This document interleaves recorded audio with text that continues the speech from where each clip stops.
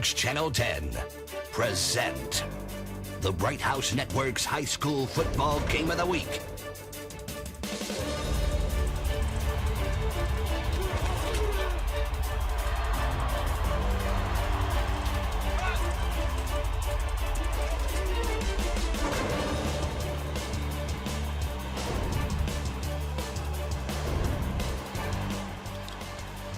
Well, a very good evening, Kern County. Vance Palm alongside Matt Alvarez, high atop the scissor lift at Centennial High School, and down on the grass, our captain, Brian Adams. You are watching Bright House Network's High School Football Game of the Week, the only possible way you can watch a high school football game locally in its entirety. And we're so glad to have you with us here in this 2011 season, our third game of this season. Let's go down to the grass, talk to our captain. It's Centennial High School hosting Clovis, two powerhouses, two teams that are coming into their own now without some of their bigger names with them.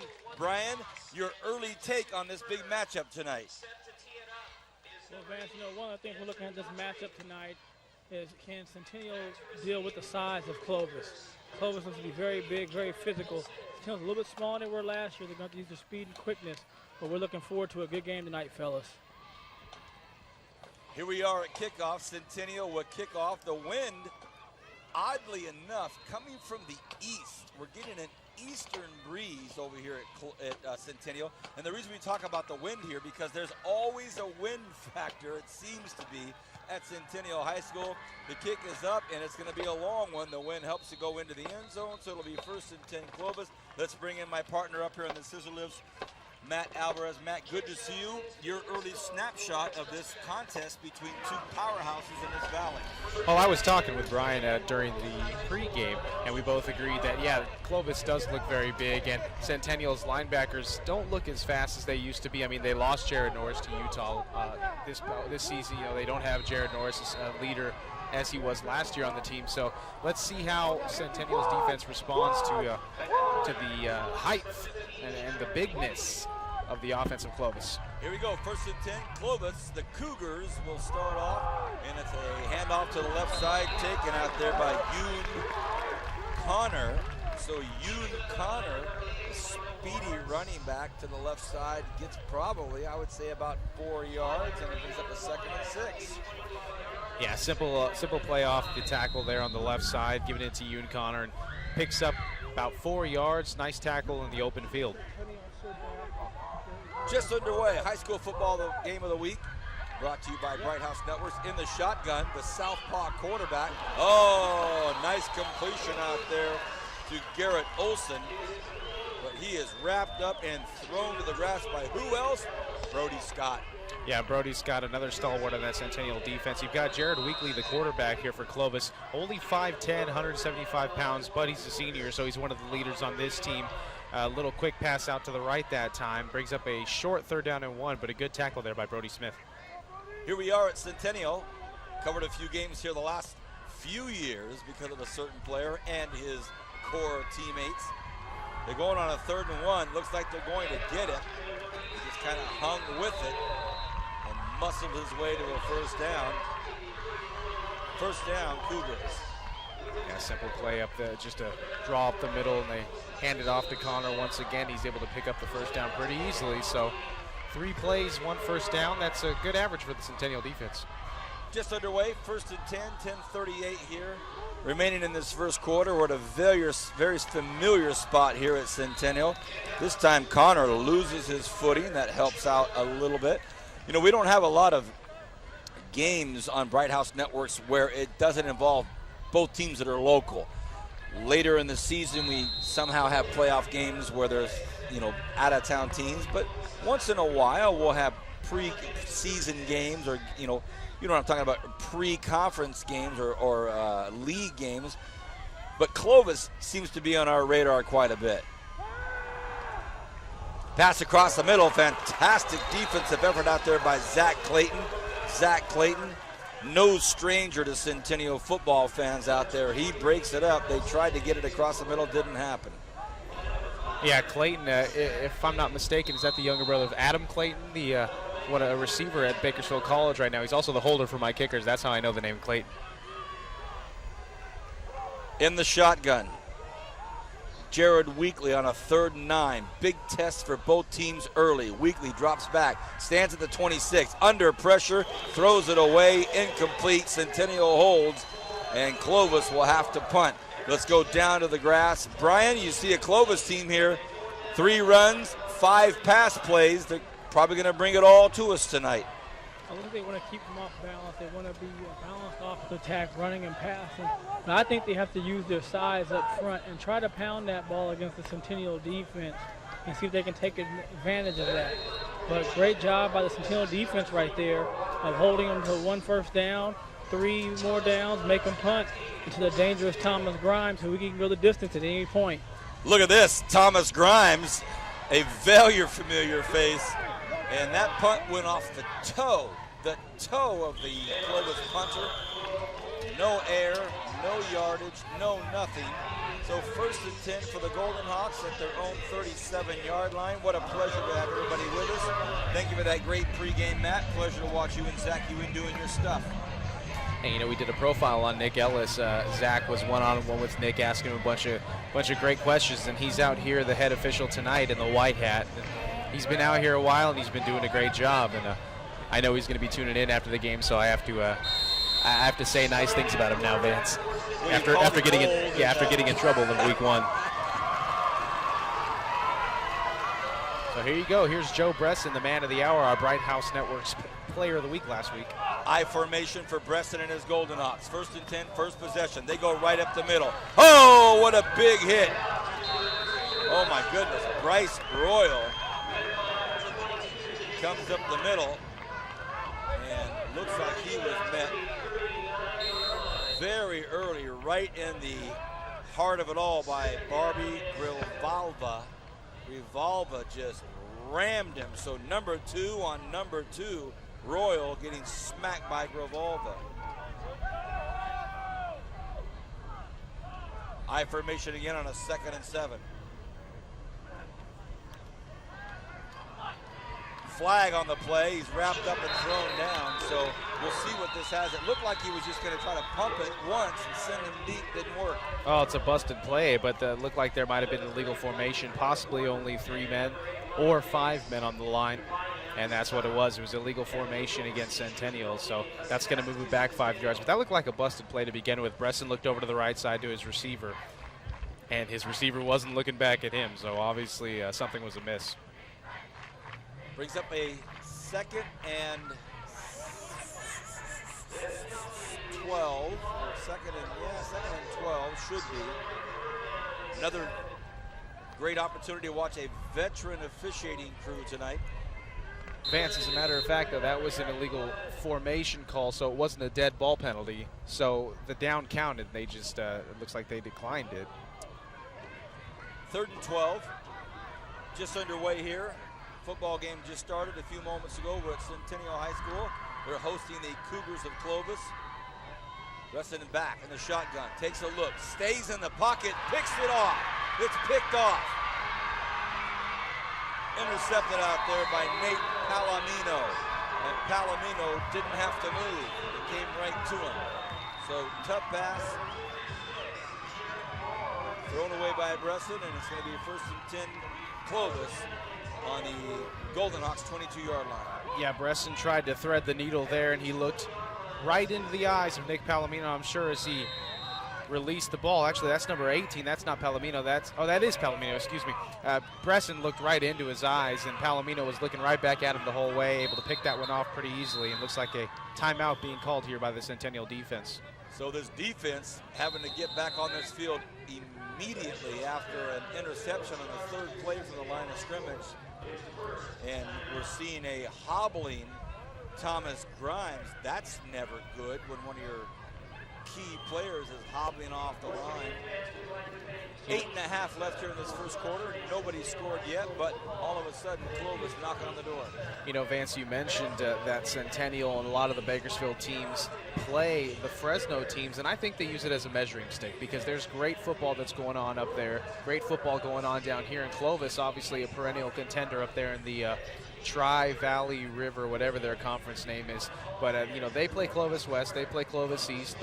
That's a powerhouse conference up there for sure. Like our SWIL with Stockdale, Centennial, Frontier, Liberty, you know, BHS, those are all powerhouse conferences. They have a powerhouse conference up there, so it's good to have a matchup this early in the season against a team from Fresno so that you can determine where exactly you are. You know, the first couple of games you might have played teams that aren't so talented, but this is a matchup right here that's going to really dictate where you need to go with your season.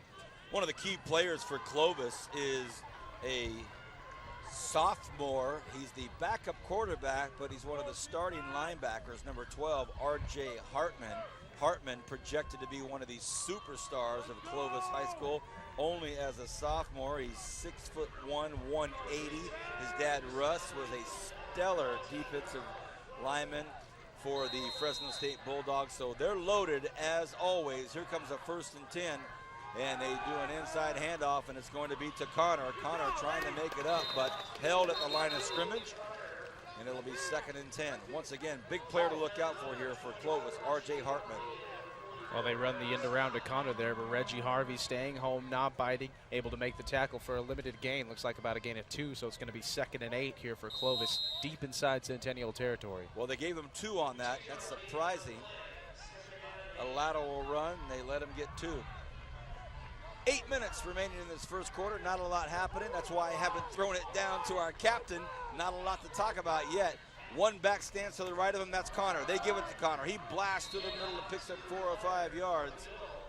Brian, in your days as a BHS driller, whenever you were able to go against teams from out of the city area, they all knew they were getting their hands full with the drillers, but who was it that you guys played against that you're like, uh-oh, pretty good team coming up? Well, you know, we got a chance in our era to play against Lemoore, where they had 4 guys play professional football. Lorenzo Neal led that group. We played them 3 times, actually, in my career. We also got to play Canyon Country. They were a big-time program down there with Hart and those schools in the late 80s. Very good. 3rd and 4. Big play for both teams. They go with Connor. Connor tripped up early, and of all guys to do it, the guy that was on his back, Chad Elmore, on his back, reaches up and has a shoestring tackle on Connor, and that's going to bring up a 4th down. Never give up, right, Matt? Right, but now it's decision time right here for Rich Hammond. It looks like he's going to send his kicking unit out on the field. And it's going to be a 27-yard field goal here.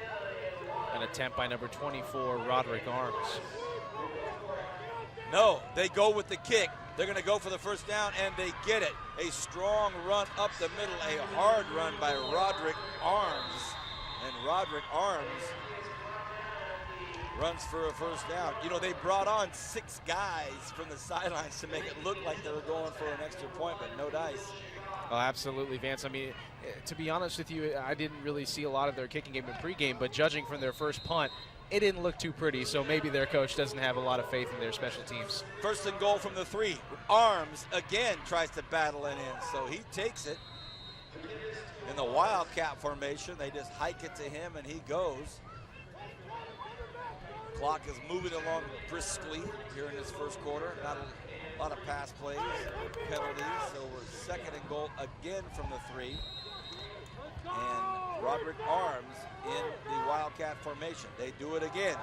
This time, Arms scoots to the right, gets outside, touchdown Clovis.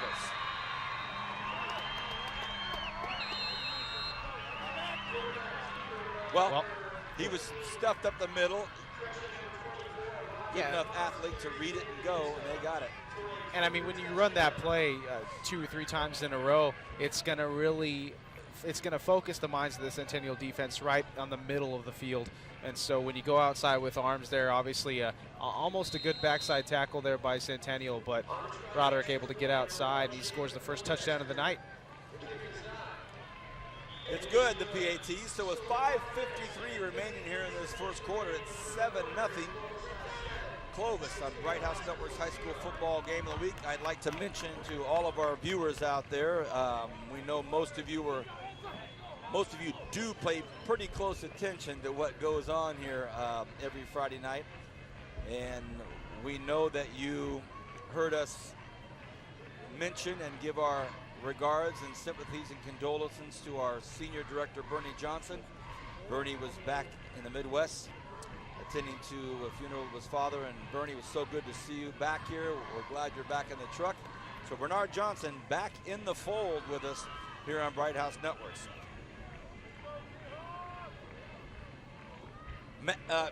Captain, Centennial quarterback Bresson didn't get a lot of reps in that first series.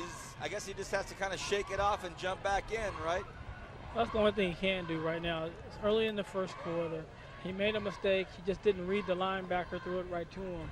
But he's going to come back. He threw for 300 plus last week. He's a good quarterback. One thing that Nixon said is he does a good job of taking what the defense gives him. And that time he just tried to force the ball. But the thing that I'm concerned about most is Thomas Grimes on the sideline. It's not looking like he's coming back. And he kind of got rolled up on that interception at the time to make the tackle and had his leg rolled on. So let's hope that he's going to be okay. If he can't come back tonight, that he comes back next week or soon. Thank you, Captain. Under 6 remaining here in this first quarter. Centennial on the receiving end. Not a bad kick that time. It's taken at the 10. We'll see what the Golden Hawks can do with it. And it's going to be Bryce Royal. Royal does a good job getting up to about the 25-yard line. Once again, everybody, if you're just getting to your televisions, I'm Vance Palm. I've got Matt Alvarez next to me, and our captain, Brian Adams, down on the grass. High school football game of the week, week 3. What do you have, Matt? There you see Thomas Grimes there on the table. He's got an ice pack on his right knee. That's not a good sign. We saw him limp off the field just a few minutes ago on the first offensive drive for Centennial. So what a valuable tool for these Golden Hawks, and he's on the sidelines. The quarterback is Joe Bresson. He's a senior, had a phenomenal entry into the 2011 season, and now he's looking to make some noise here. Quick pass out. Oh, no! Overthrows his receiver, and it's picked off. Well, when you have a defensive end coming off the edge like that, jumping up in the air, he's trying to float it over the defensive end's hands. Unfortunately, the defense does get their hands on it in the form of an interception. It looks like we have a player down on the far side. Interception was made by Adrian Salas, and Salas just was doing his job, standing there, and the ball fell into his hands. So it wasn't as if he made a fantastic play or anything, but Salas just the right place at the right time, and he gets dinged up. So the player that makes the big play is going to be down for a few minutes. Ay, ay, ay. Yeah, he's holding his left shin, it looks like. Boy, you never want to see this. You already have one of the Grimes main players. And Salas. Yeah, Grimes, one of the main players for Centennial, out. Now Salas holding his left shin over there. It looks like he's holding his left knee. Man, that's never a good sign. And now it looks like Nick Ellis motioning for Centennial's trainer to go over to the other side. Finally, Salas back up on his feet with the help of his coaches.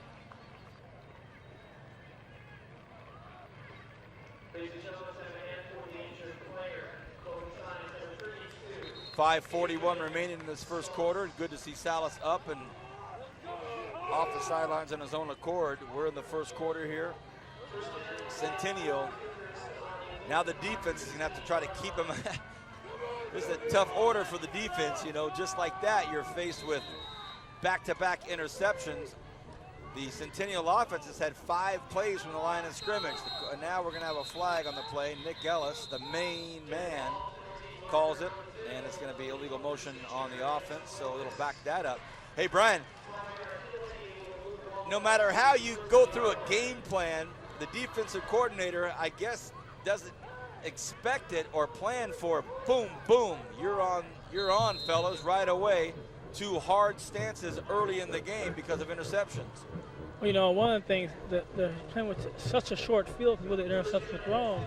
So your goal for the defense then is just to make them kick a field goal, hope they miss it. If they make it, you only come up with 3. But so far, they're going to run the ball now. And here they go again, Vance. They're just going to try to smash the ball now, I think. I think that Clovis is probably going to only pass when they have to.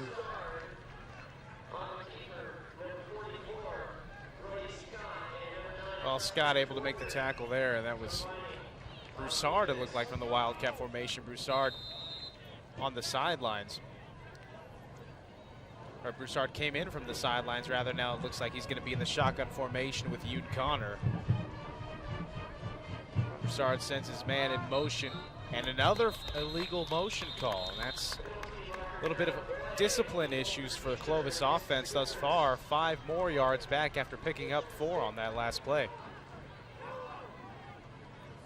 5:04 left. Clovis already up 7-0. Joe Bresson has thrown 2 interceptions thus far, and we are just about 7 minutes into this game. Last week he threw for 405 yards in a 41-26 win over Visalia Redwood.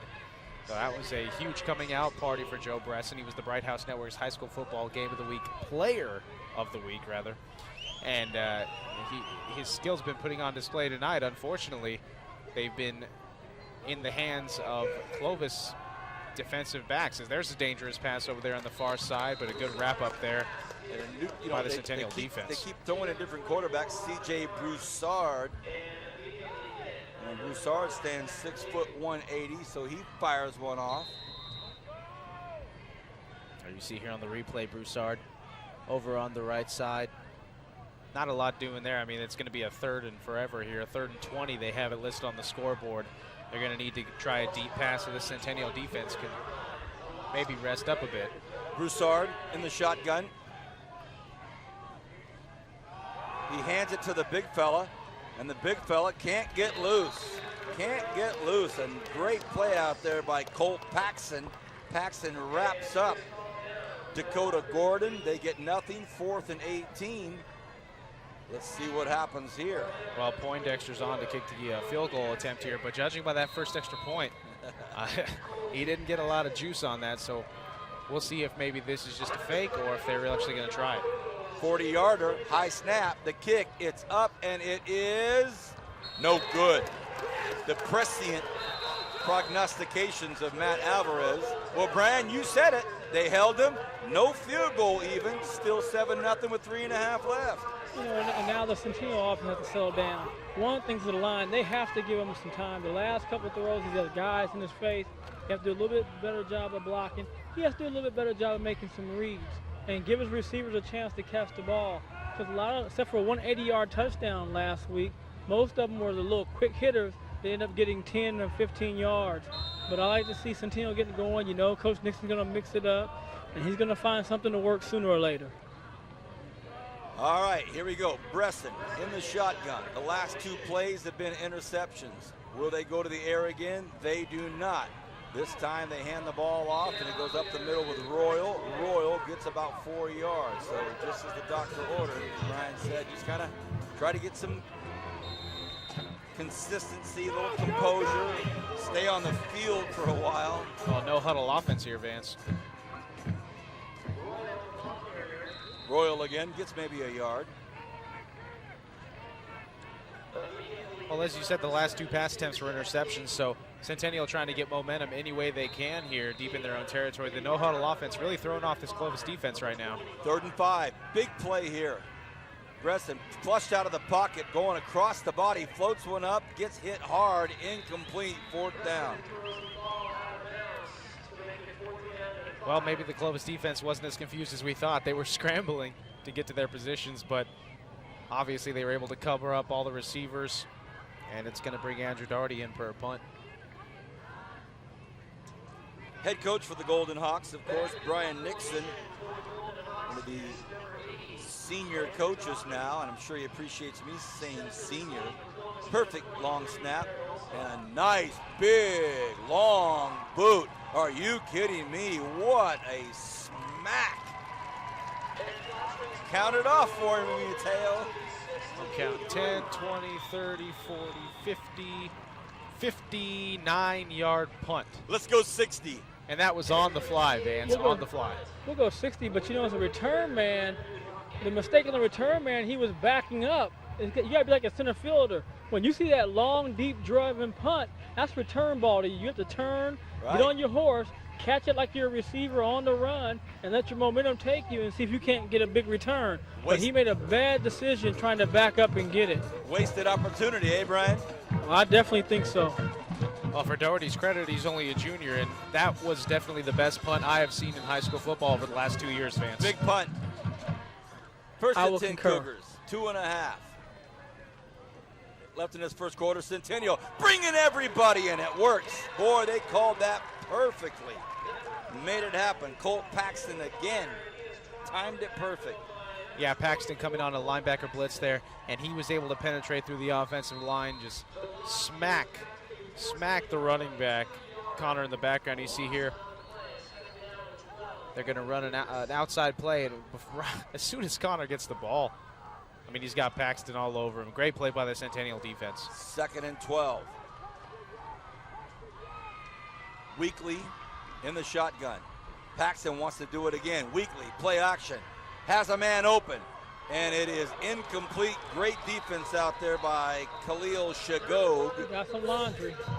Flag on the play from the sidelines. Both sidelines. Maybe another illegal motion here by Khalil this Clovis Shagog team. played it perfectly on defense as far as the defensive back.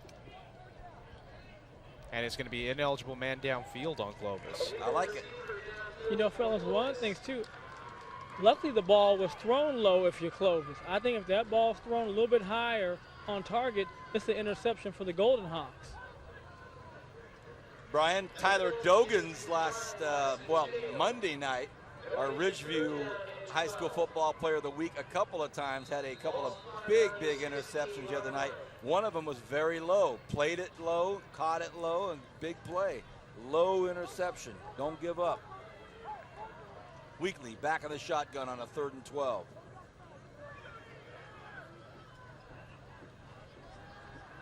Drops back the southpaw, lets it fly. Intended out there for Jet, and that was way overthrown. Yeah, and he's hitting himself on the way off the sidelines, Vance, because he knew he had that play. It might have, if his receiver might have caught it, it might have been a decleater, but nonetheless, he knew that he could have had his man there. Instead, it's going to bring up a 4th down and 12. Let's see if... Guys, I don't like the Clovis offense. Their best success has been that Wildcat with 24 in the backfield. I think they have to go back to that because Centennial's eating this offense up. Well, it's going to be hard to compare this punter to Doherty. But nonetheless, it takes a bounce at the 45-yard line, and it's picked up and tackled right away is the return man, Zach Clayton, on the right side. But Centennial does have good field position here, Vance, something they haven't had all night. They're at the Clovis 45 with 1:40 left to go in the first. First quarter moving along briskly.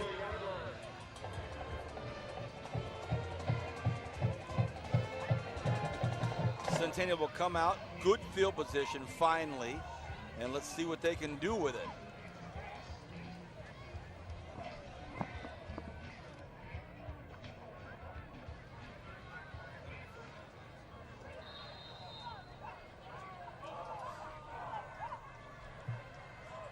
First and 10, Bresson looks to his right, fires out, it's complete out there, not a bad play.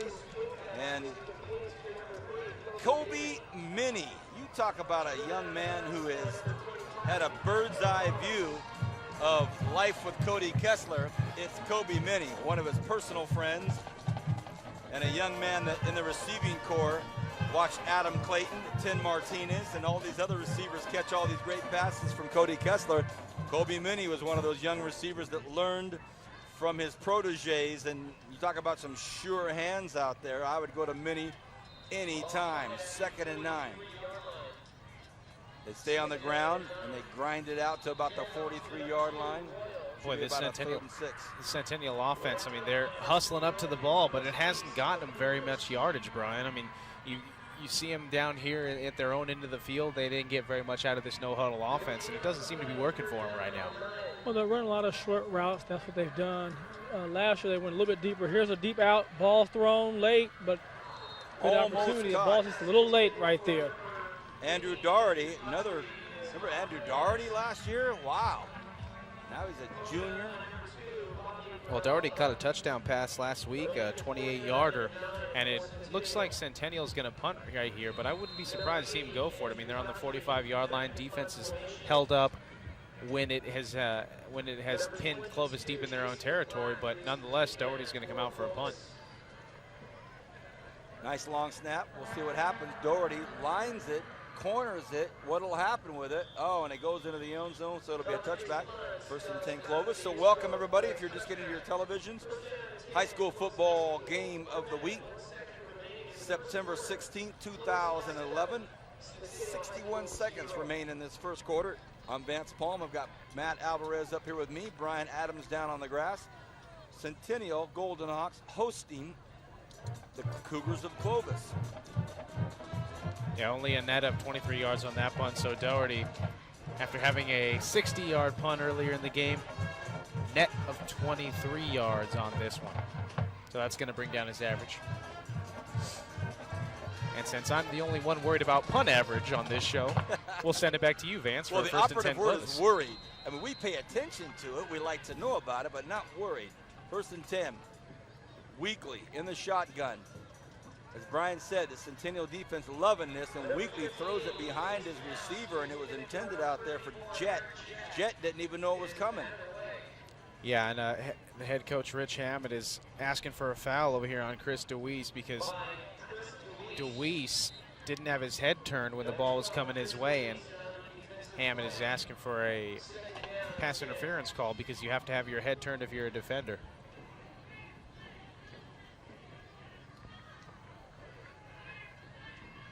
Second and 10.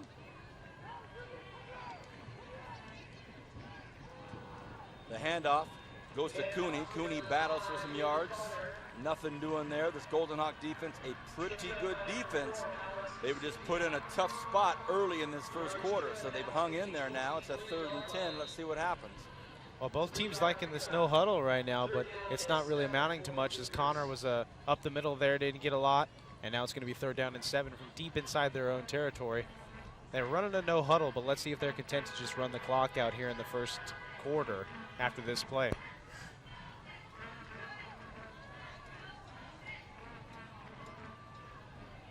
Third and 7, Weekly from the shotgun. Weekly looks long, has a man, but it's incomplete. And that'll stop the clock at 11 seconds, 4th and 7. They'll punt it. Maybe Centennial's going to get even better field position this time around. Yeah, you would think with the leg of the punter, Roderick Arms, he hasn't really gotten a lot on his punts tonight. Unfortunately, they're missing Thomas Grimes back there. He's still on the training table over at the 30-yard line on the near side. See, as a return man, I wouldn't stay this deep on a guy who hasn't kicked one even 20 yards. Different in the punter. air. Different punter now, Brian. Here we go. Let me see if I If can get he's a the number on it. second team punter, he can't be much better. He's a little bit better. Not bad, but a good Centennial bounce, and it bounces, and they stop it with 1 second left. So they'll get one play here in the first quarter, and that'll be it. Well, I'll tell you this, if I'm the receivers coach, I'm not happy right now if I'm Clovis. Centennial is playing a lot of man-to-man coverage, and guys aren't getting open, and you have to lick your chops. If you're going one-on-one, if you can't get some space and get open, then that's just a shame, and you know, you're not doing your job as a receiver helping everybody else out. And as long as they can cover you like that, the defense for Centennial is going to pin their hands back and keep coming, and they're going to cause problems for Clovis. So the final play of the first quarter, here's Joe Bresson with 4 split out. He looks over to his left side. He fires out there, finds his man, and that's going to be about a 5-6 yard gain over to Bo Biter. That does it for the first quarter. Back in a moment. Centennial trails by 1 touchdown against Clovis on Bright House Networks Bakersfield.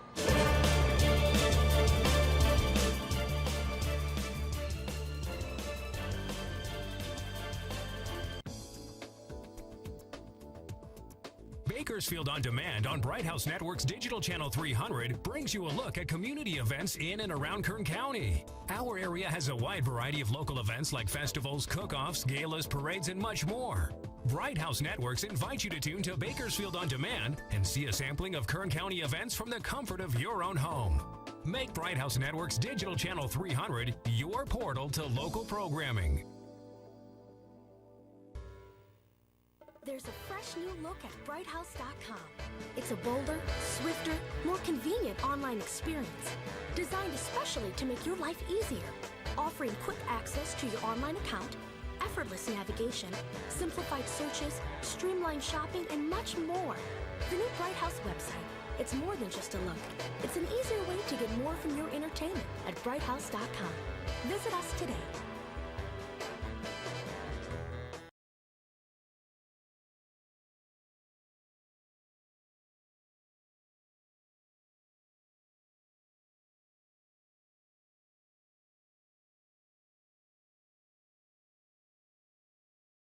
Back here for the start of the second quarter. Centennial down 7-0, but they have good field position here to begin the second quarter. It's going to be a second down for Centennial. You see Bresson fires off in the flats to his tailback, and it's going to be about a gain of 3 or 4 yards. So, Brian, what do you take from that first quarter of play? What does Centennial need to do? What does Clovis need to do to maintain this lead? Well, I think Clovis has to figure out something on offense to work. If you can't pass the ball and you can't run the ball, maybe go back to Wildcat. I think Centennial's going to find some things in the second quarter. There's a big catch right there, and it should be enough for a first down. And I would go back to the out route that they went on third down. They didn't get it. The only problem was the ball's a little late. The ball should have been thrown before the break. But I think Centennial's okay. They have a veteran coach who's been through a lot, so they're not going to panic. And I think they're going to be fine. I think they're going to figure out some things this second quarter. Oh, a good completion to Michael Martins. Now Nixon rolls off, or check that. Bresson rolls off to the right side, tries to find his man Chris DeWeese, and that is overthrown. And do we have the flag on the play? Is that what Nick Ellis is motioning? Yes, another flag. Nick Ellis looks up to the box. It's going to be a holding on Centennial.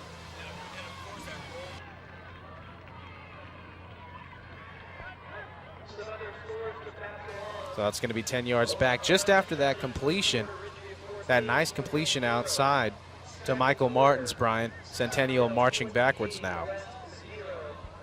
Well, it's never good when the offense holds, you know that. But you have to just come back, and you got 3 downs basically to get a first down. And I think you were talking about the kicking game may not be as good as it has been in the past. So you might be in 4-down territory. So just take a little bit of time, 5-7 yards, and you'll be just fine. Well, look at how far back that penalty moved them. They're now back where they started the original possession. Bresson in the shotgun.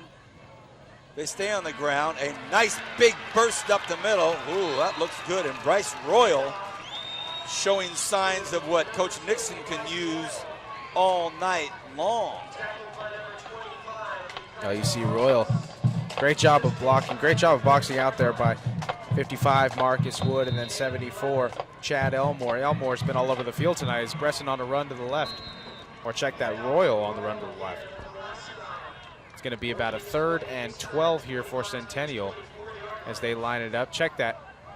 Make it a 3rd and 10, so that holding penalty really, really paying big dividends now as Centennial no huddle once again trips to the right. 3rd and 10, Bresson in the shotgun, drops straight back, takes a look, a lot of protection, steps up in the pocket, has his man very close to the first down. We'll see what they give him. And it's complete out there. Anthony Doherty. First down, Golden Hawks. Well, look at Bresson. It was a jump pass. It was almost like a shot put pass. He just jumped and threw it, found his receiver Doherty. Bresson in the shotgun, goes to the corner, has his man. Oh, nice defensive effort out there by Ikaika Ramos. Ramos breaks it up at the last second. Yeah, Clayton had a chance to grab that ball, and he had his hands on it, but great defense there by Clovis. Going to bring up a 2nd and 10. Clovis leads by a touchdown, 7-0. They go up the middle to Royal, and he stopped, still trying to push his way to a 2 or 3 yard gain. And now we see Kobe Minnie coming in on a 3rd and 10. So the sure-handed Minnie, clutch player that he is, runs on the field. Play to Bresson. Clock continues to tick. We're under 10 minutes left here in this first half on a 3rd and 10. Minnie in the slot. Martin's way out left. Trips to the left. Bresson in the shotgun. Nice protection. He goes to Minnie, and he's hit from behind. Arms right at the last second came in and put his helmet right in the back of Minnie, and that's tough to hang on to. Boom. Yeah, great tackle there. Good job of locating the ball by Arms. Oh, he's doing it all tonight, Brian. Well, he's on the sideline now. He got hurt on that tackle on his shoulder, left shoulder. Look at this, boys. 4th and 10. Bresson stands at the 20.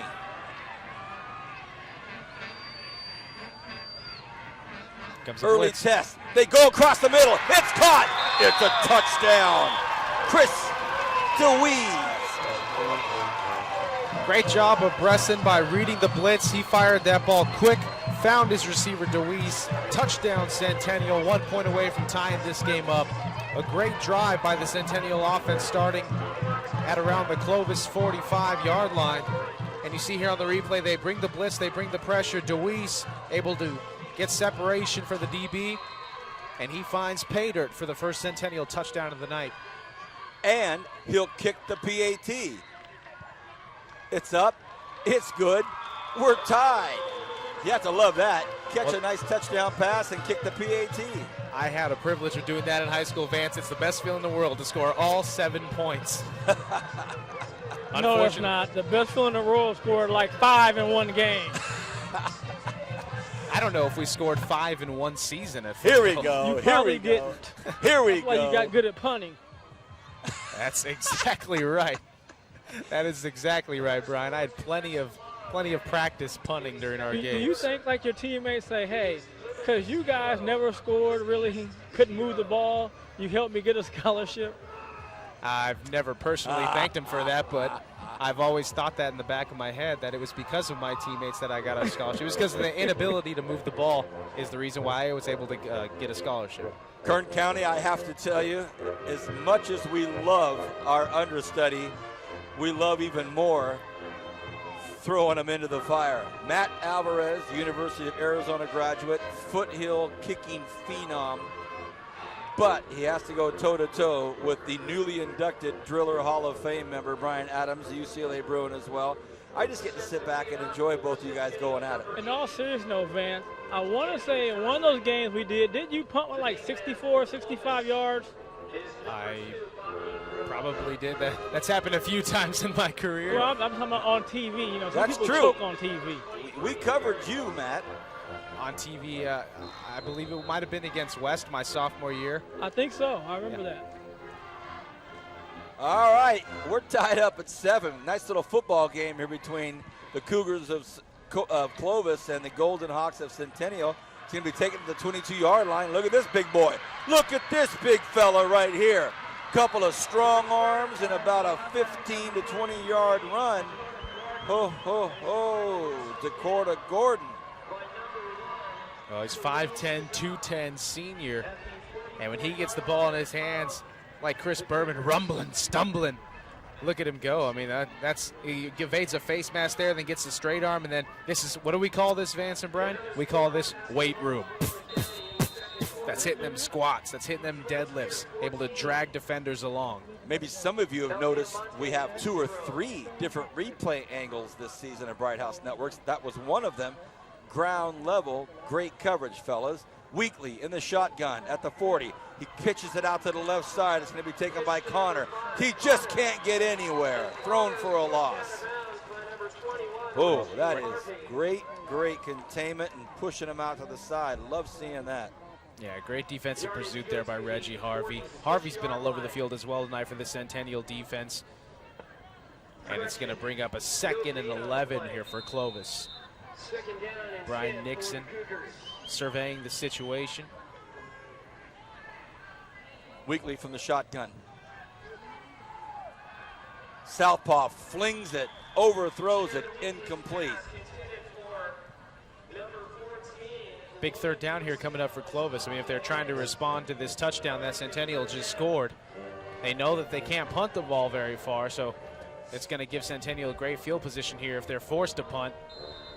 They're going to pass it again here. It looks like they've been sticking with this quarterback for a while, Jared Weekly, and they haven't been running much of the Wildcat lately, Brian. I'm with you, Matt. They got to get to something because this passing game so far, here's the screenplay. Not a bad screenplay, but a great, great tackle out there by Alec Zubia. And Zubia, another senior. You know, so much talk last year and the year before about Cody Kessler and so much attention about Cody Kessler, deservedly so. But you look at this Centennial team, there are a lot of big-name seniors that we've been calling for the last couple of years. So no young squad in some respects for the Golden Hawks.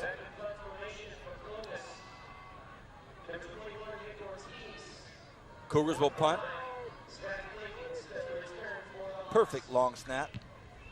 Not a bad one here. It's going to be taken by Clayton. Clayton, look for some room. Cuts back up. Clayton has some room. He's still on his feet. Clayton up to the 44-yard line. A very good run back and a late penalty flag. Well, let's see who goes against. I saw bodies flying at the end of the play. Joe Corsi, a wide receiver for Clovis, actually pushed one of the Centennial players down from behind. Let's see if the flag's on him. Well, let's see the call here. It's going to be an illegal block on the back. Yep, Ooh. It is against Clovis. It was against number 82, Joe Corsi. You'll see here at the very end of the play as you see Centennial form a wall here. Great job of forming a wall, and then Clayton gets the corner, and then he's off. Looked like he may have stepped out of bounds right there, but gotten away with it. But you'll see Corsi, 82 on the right side of your screen, right there. A big push on number 24 for Centennial, Colt Paxton, and that was what the penalty was for. The referee's all over that, so that's just not a very smart penalty to take. It's going to give Centennial 15 more yards of field position after the fact. 1st and 10, under 8 minutes left here in this first half. Centennial tied up with the Cougars of Clovis here on the west side. Quarterback for the Golden Hawks, Joe Bresson, 6'2", 180-pound senior in the shotgun, stands at midfield. He wants to run it. He's going to keep it. Doesn't go far. Yeah, he may have been better off pitching at that time. He was sandwiched out there right outside the right tackle with 7:48 left to go here in the second quarter. Tie game. Bresson comes off to the side to get his signal, but yeah, he should have pitched that ball. He had he had a lane to run on the outside with a wide receiver blocking out there, Michael Martins. 2nd and 8. Bresson trips out to the right side.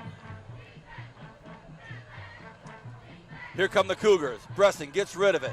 Fires it out to the right side. Caught by Martins. Martins can't get anywhere, so a nice job all around by the defense of Clovis. You know how they tell you to rally to the ball in practice, and you see coaches preaching rally to the ball? Count how many players are around that ball right now. All 11 Clovis Cougars are there on top of the ball that play. Great job of defensive pursuit by Clovis. And if you read Coach Nixon's quotes in the California, and he talked about that, he said these guys are just all over the football. They know how to get to it, and they do it quickly. So a perfect example of that. 3rd and 11. Trips out to the left side for Bresson. He takes a look to the right. He's hammered. He's hit hard. A big hit out there. Man, what a big hit quickly by Jeff Caton, 6'2", 200. And Caton comes through. Watch that. Man, oh man, Caton. Wow. Brought it. They go for the block, they don't get it. A nice spiral punch, should get a decent bounce, and it's not bad at all. So it'll be 1st and 10 for the Cougars on their own 16-yard line. You're watching High School Football Game of the Week, and it's brought to you in its entirety, exclusively by Bright House Networks. My name is Vance Palm. I've got Matt Alvarez up here in the scissor lift with me. Our captain down on the grass, Brian Adams. Brian, any insight to the UCLA Bruins? What's happening tomorrow? What's happening this year? Is your man Neuheisel going to make it through? Well, you know, for Neuheisel to make it, tomorrow will be a big win for him to beat Texas. But, you know, he's going to have to go, guys, 7-5 or better, and with the SC win. I think if he goes anything 7-5 without SC, I think he's going to be looking for a new line of work. Matt Alvarez, a University of Arizona grad, Wildcats. Dennis Erickson survives a big one last week for the Sun Devils, one of your arch rivals. But give us a thought on the Pac-12.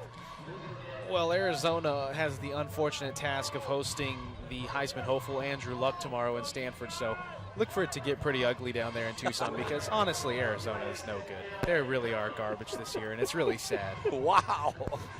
Hey, Kern County, I'm sorry that our two Pac-12ers couldn't give us a bit more sunshine here tonight, but we're talking about the Bruins and the Wildcats. Here's a 2nd and 9. Connor up the middle. A big run. He's at the 40. He's at the 45. So, fumble. Like a horse collar tackle there on the back end of that play. Unfortunately, it doesn't get called for Clovis. Unfortunately, it is going to be a tackle as Connor found a lot of room up the right side. He had a great kick out block by his guard. And you see there, yep, there goes the guard. Then he's got the fullback in front of him blocking. Great job. You see Connor, look at that angle there. And then that was a horse collar tackle. Definitely a horse collar by Reggie Harvey. 44, 46-yard line. Weekly on a play action. He's a southpaw, goes to his strong side, fires one across the middle. Oh my goodness. Almost picked off by Michael Martins, and a great play by M squared. Brian, that's another senior. You know, all these names from Centennial, you keep looking at them. It's senior, senior, senior, senior. It's a pretty deep squad with regards to the season going forward. You know, one thing about it is, like I said, they're seniors, but they got a chance to play a lot because Clovis beat people Centennial beat people pretty good last year at times. So they have some field experience. And I think, you know, they just got to hang in there. They got the game tied up and just stick to their game plan, play good defense. And we didn't tackle right there, but and let the offense make the plays that they need to put the ball in the end zone. That's a great point he makes. You know, with Kessler and company last year racking up some big scores, you know, these guys got big minutes. Some of them were already starters, but some second-tier guys, Matt, were able to get, you know, a lot of reps out there. Yeah, Grimes, Michael Martins, those were household names if you were over here at Centennial. And, you know, unfortunately, Grimes sidelined thus far, but Michael Martins still showing that he's a primetime player.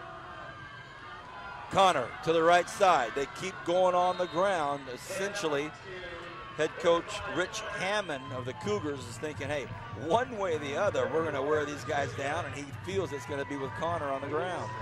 Well, in this series, guys, he decided to run the ball. The last few series, he was trying to pass almost every down, and I don't think the quarterback has been accurate enough to even beat past that much. But he's going back to his running game. He's found some openings, and now the Centennial defense is getting hit in the mouth.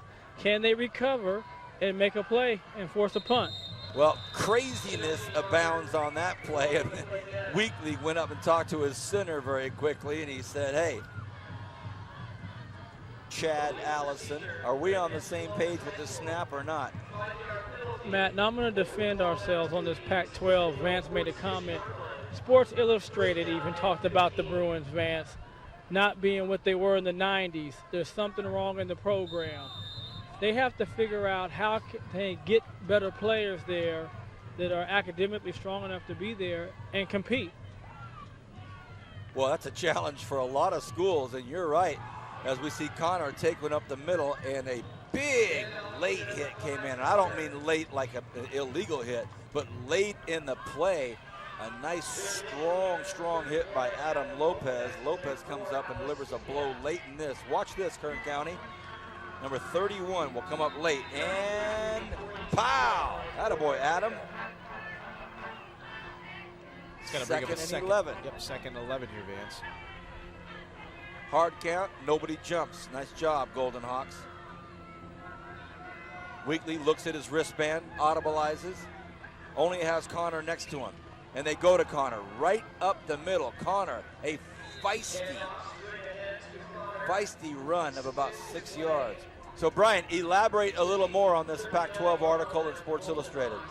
They just talked about the players that the Bruins are getting. In the 90s, we were relevant. We were winning championships. We were in the Pac-10. We were in the Rose Bowl. And then all of a sudden, it held off. You know, I think some of it, you know, the article talked about it. Some of it had to do with Bob Toledo, I think. Bob Toledo was winning, but people didn't like Bob. He's got he's getting in trouble because the guys got handicap placards. I mean, there's worse things going on, but they got rid of Bob Toledo. It seemed like the program went down when they did that. Wheatley trying to make something out of a big defensive rush right in his face and doesn't have the accuracy that he needs. You know, Matt Bryan brings up an interesting point about the Bruins, but it's nationwide now. You look at the great stellar programs in college football that some of these players will go to. Even Cody Kessler from last year had to go into a USC program already facing sanctions before he gets there. How do you get studious athletes to play both roles? I mean, it's tough when you put them in a situation where they know that they're going to have to, that they're not going to be eligible for bowl games. Wheatley struggles on a 4th and 6. He flails one out to the left side, and Bobby Gavalva doesn't make it. Centennial takes over. Keep going. But when you put them in a situation where they know they're not going to be eligible for bowl games, I think Cody's doing it for the right reason, though. He's doing it for the education. You know, that's a great education down there at USC, although Brian might not agree with me. But USC, you know, private school, when you can't get an education like that if you have to pay for it. That's a lot of money. So I think he's doing it for the school, and a lot of these kids, they focus, they want the glitz, they want the glamour, they want to be on TV and whatnot, but there are some kids out there, some student athletes that are doing it because of the school, and they're not really worried about, you know, playing in a national championship game, although that is the main goal, you know, you want as a college student athlete. 1st and 10, Bresson moves to his right side, cuts up and has to go down. Good coverage out there in the defensive backfield. Nothing doing. But in Cody's situation, you're talking about if he doesn't ever play this year, he travels, he gets the redshirt season. He has 4 years, he's bowl eligible, he's in the national championship hunt. You know, one thing that the difference, Vance, is with Cal and UCLA, they have different standards that you know, SC has high academic standards, but as a private school, they can adjust what they want to get a kid in. At UCLA, if you start going under certain GPAs, there's a committee that has to come in, and then a whole lot of red tape that you got to get through, and they're not able to get those players because the better academic players who they were making a living on in the 80s and the 90s are going to other programs. Yeah, that makes sense. Kind of an unfortunate situation in Miami, too, where we have former BC punter Dalton Botts is the starting punter at Miami, and then former BC snapper Sean McNally is the starting long snapper, and they both know that if their careers come to an end next year, unless either one of them redshirts, they're not going to be, or Miami's definitely. Look at Clayton breaking through. What a nice run that is right there. Sorry, Bryce Royal. Bryce Royal and a good second effort. Well, first of all, good first move, better second effort, and a big first down for the Golden Hawks. 1st and 10, 1:20 remaining here in this first half. A big first down pickup, no huddle offense for the Golden Hawks, and the Cougars trying to react. Well, it should come as no surprise that the score is only 7-7 as we head into halftime. Clovis. Oh, a bad pitch, and it's intercepted. Intercepted on a bad pitch as the Golden Hawks were making strides, and it's Ryan Davies. Davies takes one off of the shoulder pads of Bryce Royal. Doggone it. Let's go down Well, I'll to tell the you, cap. there's two things with that. The proximity of the players are too close, not enough space, and the pitch comes off like almost like a shotgun. Boom, and it's out hitting his busting pads. When you can hear the ball hit the pads from here and bounce up, the pitch is too hard. That ball should float end over end and very soft so the running back can pluck it out of the air. Oh, and I was going to say, Vance, that it should come as no surprise that this game is only 7-7 because Clovis last week beat Atascadero. The final score 7-0, something we alluded to in the pregame show.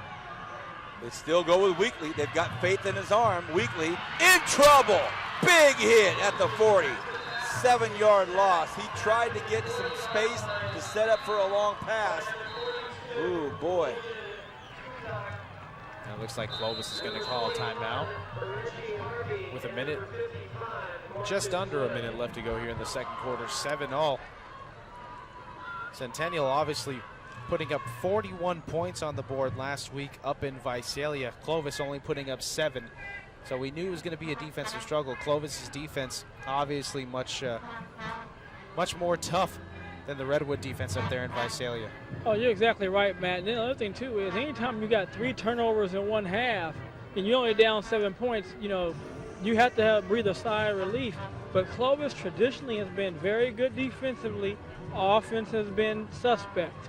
You know, and I think that's why they've had problems in the track, not winning it in the last few years and having the success of some other teams. They just can't put the points on the board. But, you know, they're coming out here, and this young man's going to throw an interception sooner or later. If you watch him, he throws a lot of balls back across his body where the defensive back is running in, and we've seen a few almost get picked off. But if he keeps throwing it back like that, he's going to throw a pick. Well, there's also a lot of missed opportunities, though, for Clovis. This is now their third time that they've had the ball in pretty good field position, so let's see if they can make something of this with 59 seconds left. So a 2nd and 17. Weekly to the air again, and he has just not had a good night at all. And I'm trying to be fair to the young man, but he really hasn't done much. But they continue to go to the air with him. Well, when you watch him throw, guys, he's always throwing off balance. He's throwing going back. He's not set up. He's not balanced. He's not pushing off that back foot. He's just flinging it with his left wrist. And, you know, again, he's got to settle down. You know the pressure's coming. And just try to make a good, nice throw and let the receiver do the work for you. Strong right side, but now Connor comes over and stands to his left in the shotgun. Weekly wants to go, but they read that for 100 years. There's no chance of that making it through, and Brody Scott, another big-name senior, knocked it down, and there was nothing doing there, so they'll have to punt, and with 52 seconds remaining in the half, possibly the Golden Hawks will be able to get something going here. Now you see the replay. They came off the edge there, looked like a screen pass, and yeah, that was ate up all the way. But when you have a return man like Clayton, who's back there right now, he was able to get off a pretty good return last time around. And with a new punter Flores in there, or Nick Ortiz rather, we'll see if he can hang this one up there and make Clayton call for a fair catch. Perfect long snap. Not a bad punt whatsoever. Clayton is going to have a chance to do something with this. Takes it at his own 20. Looking to make some action here. Clayton makes a couple of nice moves. Clayton cuts up to about the 26-yard line. Not a lot of gain, but boy, is he exciting. Yeah, he's exciting, but he totally went against where he was supposed to return that. That was definitely a return to the right, as there were 10 Centennial red shirts over on the right side of the field. He decided to juke it left, tried to make something of it, and 9 times out of 10, unless you have freak speed like Devin Hester, that's not going to work. I don't think he would have made it to the pick, to the wall, because the way the defenders were at. You know, that's why when you see the cut back, he's able to beat a couple of them. They would have ran him down, I think, on that with the angle. And you see Clayton doing a good job of warding off the Clovis defenders early on in the run back. Breath in hands. Ball off right up the middle, and it's Royal. Royal, another senior, chews up a few seconds here. Don't know if they'll try to do anything remaining here in this first half. Just kind of let things be what they be. Probably get one more playoff here. Oh, would you be content just to sit on it, Brian, with 17 seconds left and with the amount of turnovers they had thus far? Looks like they're going to pass. Try to make something happen here. Last play of the first half, and they keep it on the ground, and it's going to be Royal. That's exactly what they do. So we finished the first half of football with a 7-7 tie. Not bad between the Centennial Golden Hawks and the Cougars of Clovis High School. We'll be back with the third quarter right after this on Bright House Network's exclusive coverage of high school football game of the week.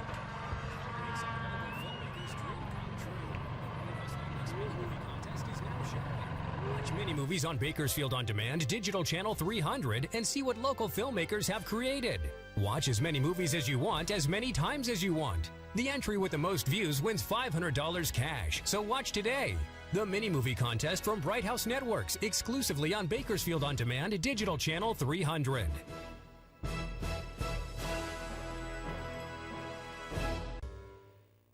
There's a fresh new look at brighthouse.com. It's a bolder, swifter, more convenient online experience designed especially to make your life easier, offering quick access to your online account, effortless navigation, simplified searches, streamlined shopping, and much more. The new Bright House website, it's more than just a look. It's an easier way to get more from your entertainment at brighthouse.com. Visit us today. This phone never gets put down. Good thing we have home phone with unlimited nationwide calling from Bright House Networks. I can call my family as often as I want to keep them in the loop on the new place. And Jack calls his college buddies every time their team scores, at any sport, at any time. And being able to keep our same phone number when we switched to Bright House was great. It's more than home phone. It's anytime, anywhere phone. Stay in touch with Bright House Network's home phone for as little as $20 more per month. Call or visit brighthouse.com today. Help make some local filmmakers' dream come true. The Bright House Network's mini-movie contest is now showing. Watch mini-movies on Bakersfield On Demand, Digital Channel 300, and see what local filmmakers have created. Watch as many movies as you want, as many times as you want. The entry with the most views wins $500 cash, so watch today. The mini-movie contest from Bright House Networks, exclusively on Bakersfield On Demand, Digital Channel 300.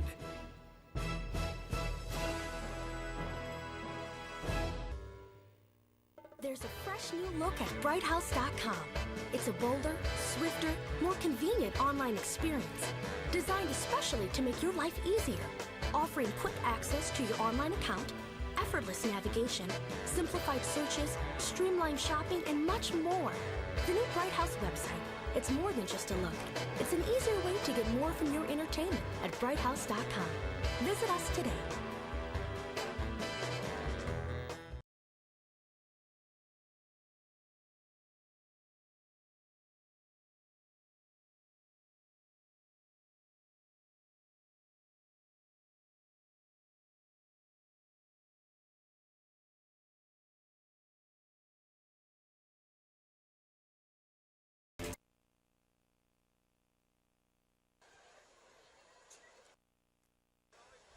Welcome back, everybody. Vance Palm alongside Matt Alvarez. Down on the grass, our captain, Brian Adams. We're at halftime here at Centennial High School. The Golden Hawks tied up with the Cougars of Clovis High School.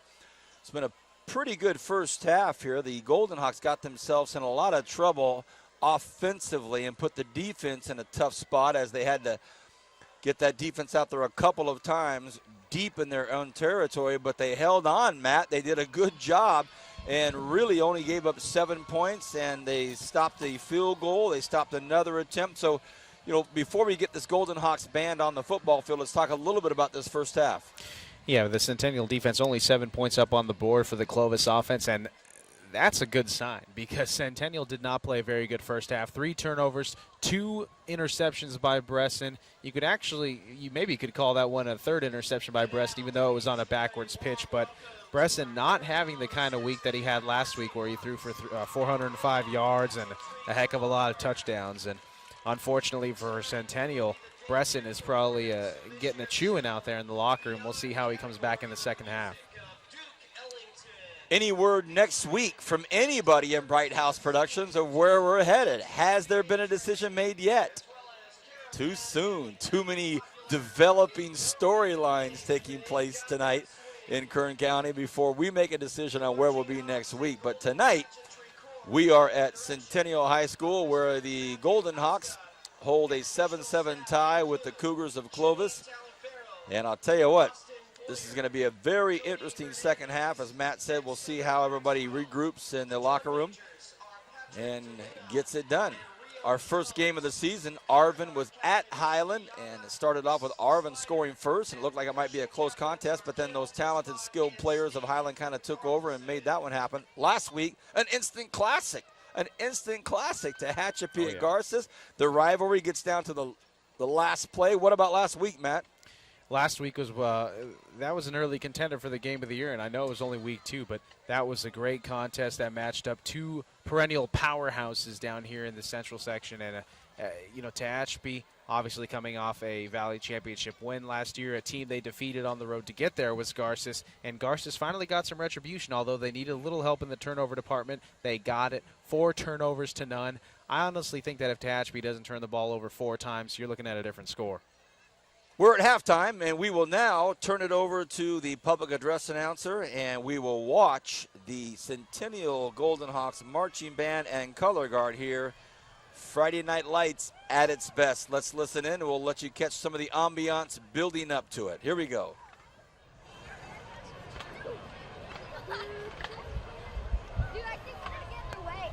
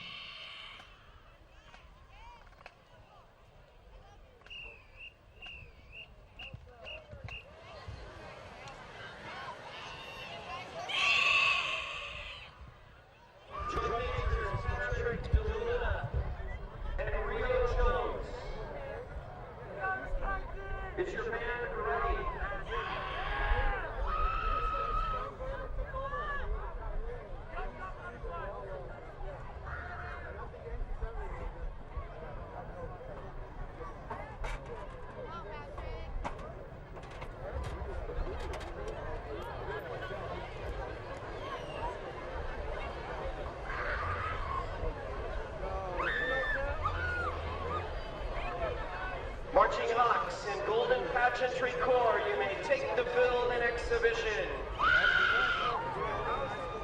Set. 5, 6, 5, 6, 7, 8.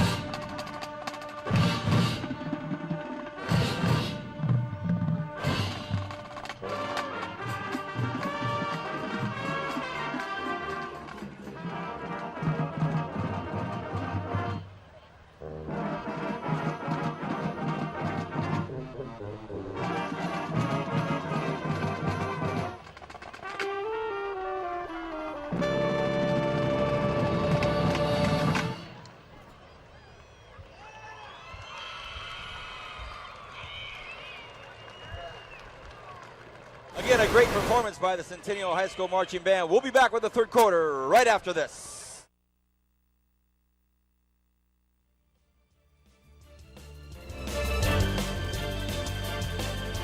There is always something new on Bakersfield On Demand Channel 300, the only local channel where you can watch what you want when you want it. Watch classic car and street rod owner profiles from Riders and Rods. Experience life in someone else's shoes with A Day in the Life. Or see the best of this year's Latin Food Festival and Menudo Cook-Off.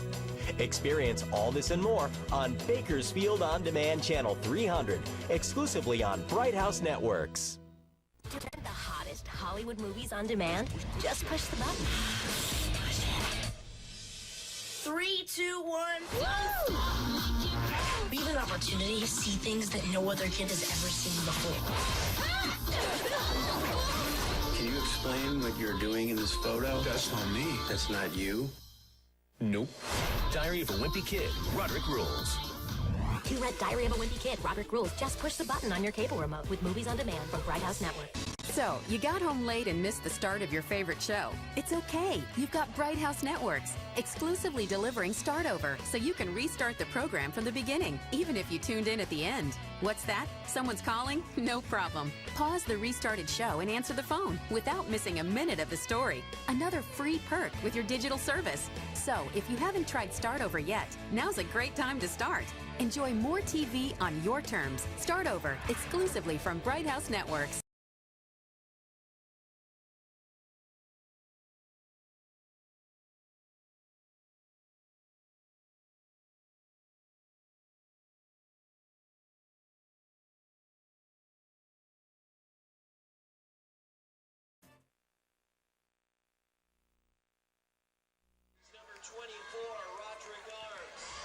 Welcome back, everybody. Thank you to the Centennial Golden Hawks Marching Band. Great show. Duke Ellington.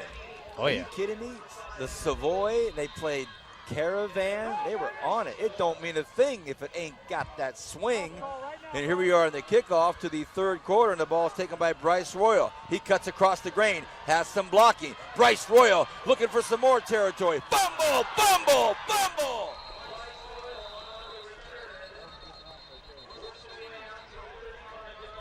Yeah, it looked like Centennial hopped on it, and the sure-handed Logan Kukuc able to jump on top of it, recover for Centennial. And here, look at that wall. He's got a great wall in front of him, got great blocking. And if he cuts it up to the left right there, he's gone. But instead, he tries to go to the outside. Stripped him. Oh, yeah. Oh, we got an injured player on the field over here for Clovis. So a great return to start things off for Centennial High School here, 7-7 as we start the third quarter. And as I said before the break, Vance, it's not uncommon for Clovis to be in a tight-knit, close-scoring battle with low scores on both sides. I mean, last week it was 7-0, the final score against the Atascadero. Can you imagine that? 7-0, just one touchdown all game. I'm sure it was a very exciting game. Still don't know who the number is on the player that's down for Clovis right now. Hearing word in the truck that it's number 25, Ikaika Ramos.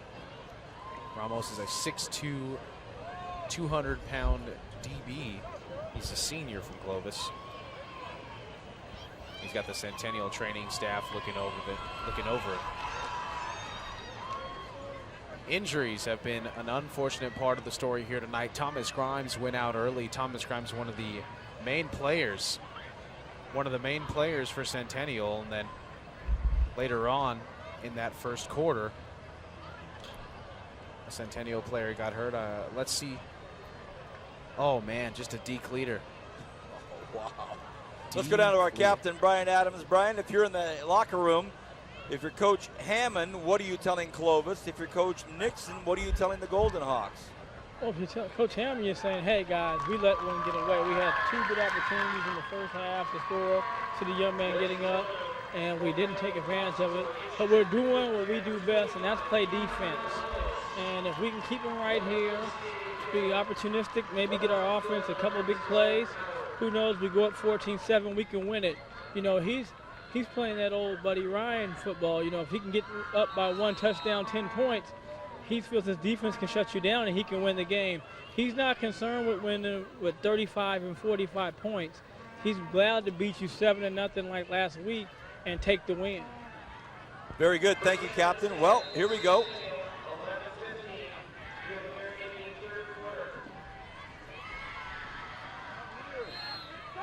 And we're underway here. Centennial in their first play from the line of scrimmage in the second half. Oh, Bryce Royal not getting a lot there. Centennial going right back to their ground game, and Royal had a pretty good first half. Didn't amount for much on the scoreboard, but they were moving the pile there towards the end of the first half. Centennial was until unfortunate fumble. Clovis unable to capitalize on that, though. 3 turnovers already for the Centennial offense. 2 Joe Bresson interceptions, 1 fumble off the chest and helmet of Bryce Royal on an option play.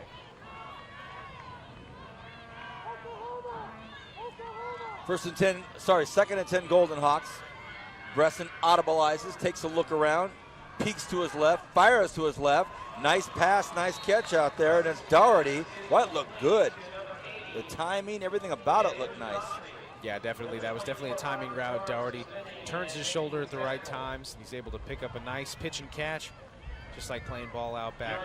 Turns the corner, picks up a few extra yards. I mean, he's going to have a chance to pick up a lot more yards with that 6'2" frame. Stretch the ball out a bit. Going to bring up a much more manageable 3rd and 2 for the Golden Hawks.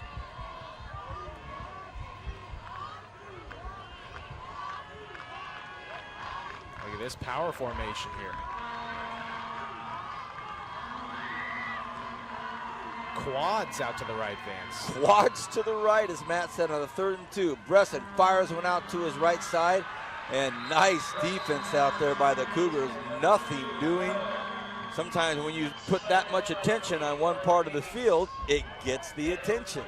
Exactly, and he actually lost a couple yards in that play, did Royal. And Doherty's going to have to come out to punt. You see Bresson firing it off to Royal, and unfortunately those 3 of those quads missed their blocks. Royal was the other quad on the inside, trying to run a little bubble screen. Golden Hawks will punt, and it bounces backwards, and they better jump on it, and they let it die at the 27-yard line. You're watching high school football game of the week in its entirety, and you can only do that on Bright House Networks. Tonight's game, of course, started at 10:30 with our Bright House Networks pregame show with Matt Alvarez and Zach Ewing from the Bakersfield Californian. And tonight's game you're watching on Channel 10, and then forever on demand, Channel 300. Is it really forever, guys? No. 1st and 10, Cougars. And they're going to shake things up at the quarterback, and it's C.J. Broussard now. Broussard hands the ball up the middle, and it's Yoon Connor. Connor, nice 8-yard jaunt on the first play from the line of scrimmage. Yeah, Connor's been the main man in the backfield for Clovis tonight. You see his lead blocker right there, picking off Harvey, and that was Eric Jett. Listed as a wide receiver, but he's been more of a fullback tonight. You see Jett right there on the right in the middle of your screen on the wing. 2nd and 4, in motion, Eric Jett. Broussard now. Broussard hands the ball off to Connor again. They get close to the first down, but they don't get it. Should be about 3rd and 1. Yeah, great backside tackle by Preston Fortner. Jett was clearing up another hole so that Connor could run through it, but Fortner came along the backside, able to wrap up the legs of Connor, making it a 3rd and 3 now for Clovis.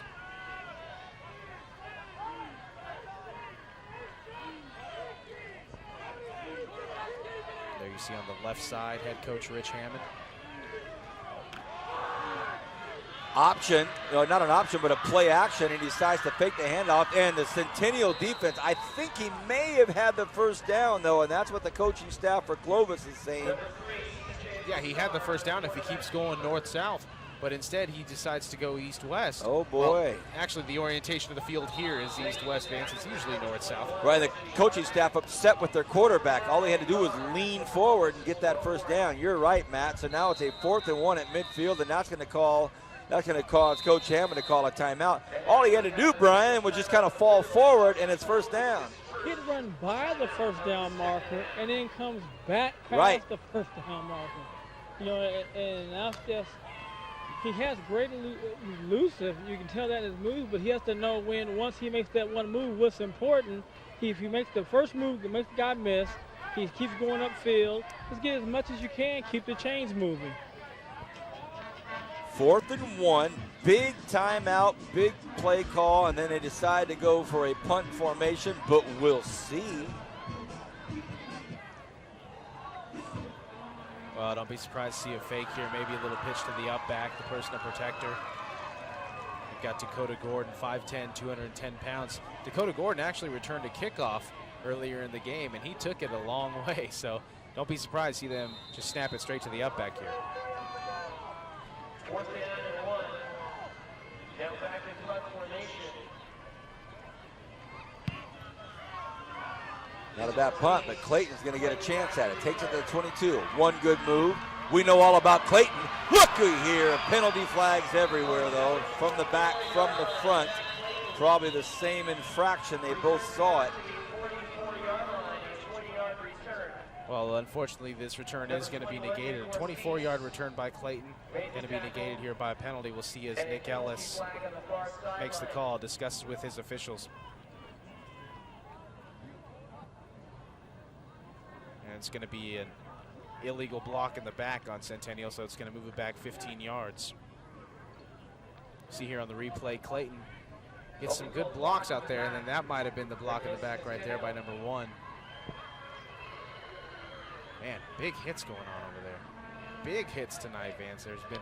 Yeah, a lot of contact. Big fellas making big pops. Absolutely. Uh-oh. So 1st and 10 from the 20 instead of 1st and 10 from the 35. And that makes a big difference in a game like this, Vance, as you see tonight's referees. Nick Ellis is the head ref. The umpire, Tom Trees, the head linesman, David Newby, but he's definitely not a newbie to this crew. The line judge, Rich Kellenberger, in his 50th season. And the back judge is John Bermejo. All members of the Kern County Officials Association. The pass down the sideline, and it's Minnie, of course. What a nice throw out there by Bresson. He just threw it down the sidelines. A perfect route and a perfect catch by who else? Kobe Minnie. Nice. Well, it was a wheel route, and he was able to get wide open. You see the pump fake there? That's where the cornerback bit. And Minnie takes it. Big gain, big gain, 27-yard gain. And Centennial's back in business over on the Clovis side of the field. 8 minutes remaining here in the third after a big reception by Minnie. This time they go to Royal. He gets chopped down, but there's a flag right there. We'll see what that flag is. Thrown right into the trenches where the official was looking. Boy, that's in the area of a chop block, it looks like. But there have been a lot of flags tonight, a lot of undisciplined plays. We look down to Nick Ellis, see what the call is. And it is a chop block.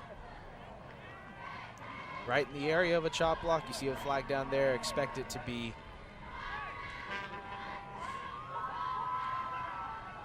Nick Ellis actually gave us a great interview in the pregame show, Vance, and he talked about why he does it. You know, he says it's for the kids, and he's been doing it now for over 25 years. He used to do BC games back in the day.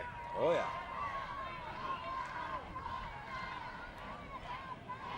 So a chop block called on Centennial, and man, they're really just shooting themselves in the foot here, Vance.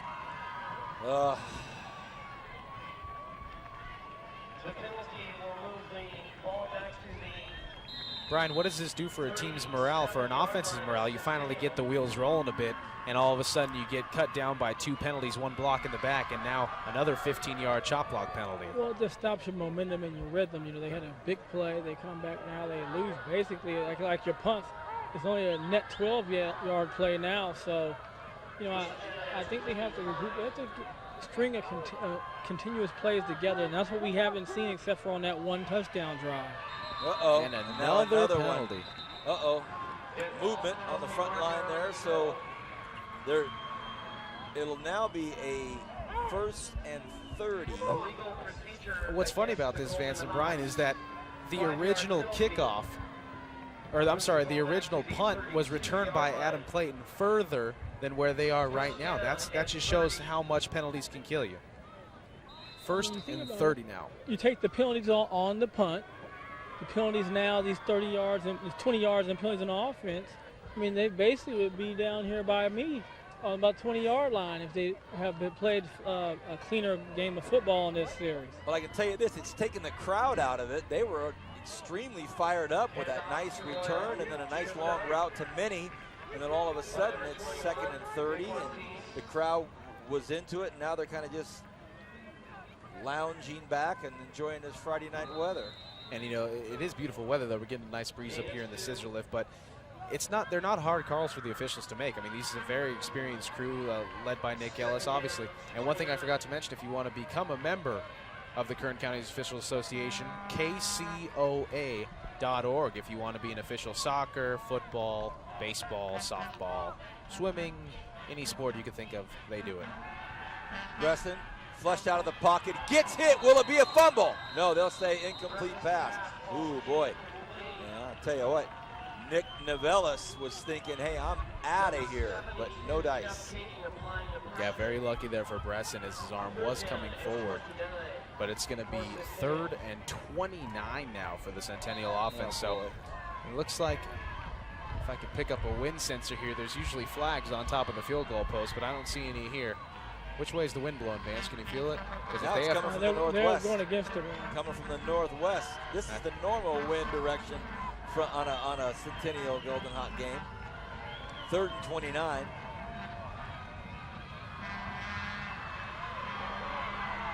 Preston takes a look, but he's shoved out of bounds. Nothing doing there. Nice coverage downfield out there by R.J. Hartman, the sophomore we mentioned earlier. So that brings up 4th and very, very long. Golden Hawks will have to punt. Yeah, but with Doherty's leg, he's kicking into the wind. He's been very sporadic tonight. Had a great punt in the first quarter, and then since then, he's been pretty iffy. So we'll see if he can hang this ball up here with the wind. Wind coming right at him, and it does knock it down. It's going to be taken. Fumble, fumble, fumble! Centennial recovered. Khalil Shagog. Centennial ball. Hey, look at that. So the return man was Garrett Olson. Olson thought he had a clean look at it. And now he has to jog back to the sidelines all on his own and go meet that coaching staff. Yikes. Well, Brian, did you not return kicks at UCLA? You did, right? Yes. And I fumbled one. Well, wasn't it harder, though, as you're kicking, as you're trying to receive a ball, when it hangs up there in the wind, it just tends to stay right where it's at and then fall straight down, and you have a hard time judging it. You know, and that one even started going away from him because it started spinning away from him, and he just didn't do a good job of grabbing it. But that's a tough catch. You're absolutely right. Royal, big move up the middle. Royal still on his foot. Feet, first down, first down. You got kids losing their lids. Eric Jett out there playing both ways. He lost his helmet, and it looks like this crowd's back into advance. Definitely the Centennial sideline is after recovering that fumble. Eric Jett, DJ Hartman in on the tackle. Oh, nice move out there by Royal. Wow, just putting the moves on guys all over the place. And nice tackle out there by DJ Hartman. 1st and 10. They're going to go with Royal. Royal changes direction. He gets wrapped up by a host of Cougars. Boy, he ran right into 6'2", 240-pound Nick Nevilles. And I'll tell you what, Neville stood him up at the line and dragged him down. There's no getting around Neville's. Here you go. Watch this. Boom, right there. Neville's doing a great job of wrapping him up, taking him all the way to the ground, getting a little help there from Jordan Harper. 2nd and 10, 5:15 remaining. They go up to the corner. It's a perfect pass. Touchdown, Golden Hawks. Chris DeWeese, 6. What a great play call. Brian, what'd you see, my man? Well, he just came out again. It's almost the same play they got earlier. Runs out, goes up the field. Nice pass. Ball's on the money. Can't ask for better execution. And again, Centennial's offense figure out a way to get some things clicking when they've had that short field. They've done a great job of taking advantage of that.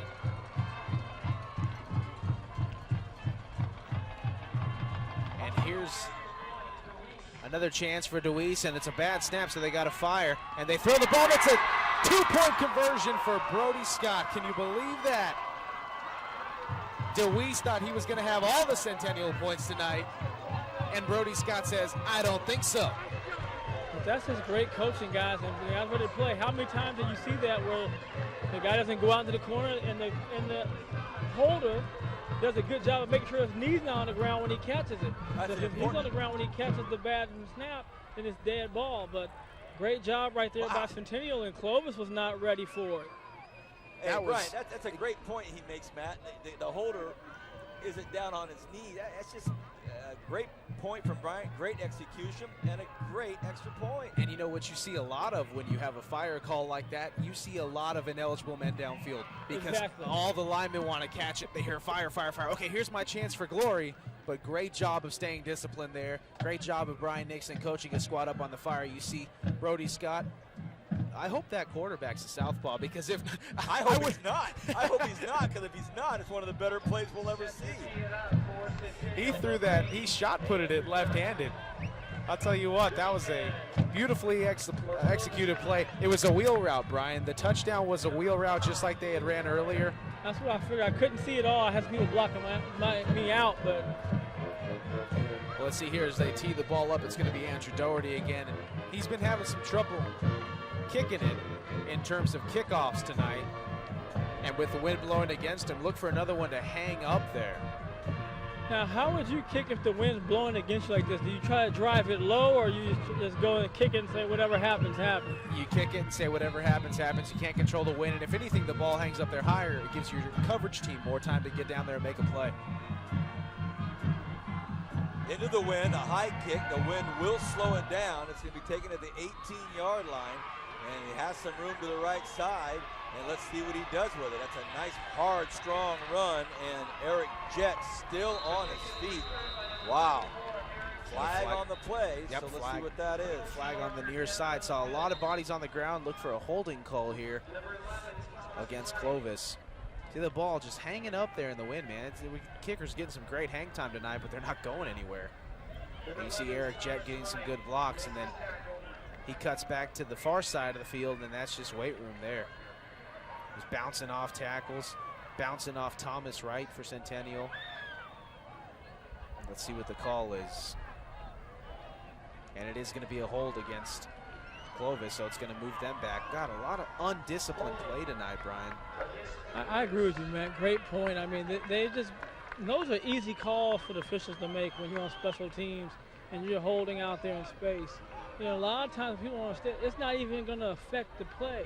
Just let that guy go and find another guy, as you talked to about many times so far this season and last year. Exactly. But, you know, one of the things, though, that I would like to see Clovis do is try to get some consistency, because they have not been able to pass the ball at all tonight.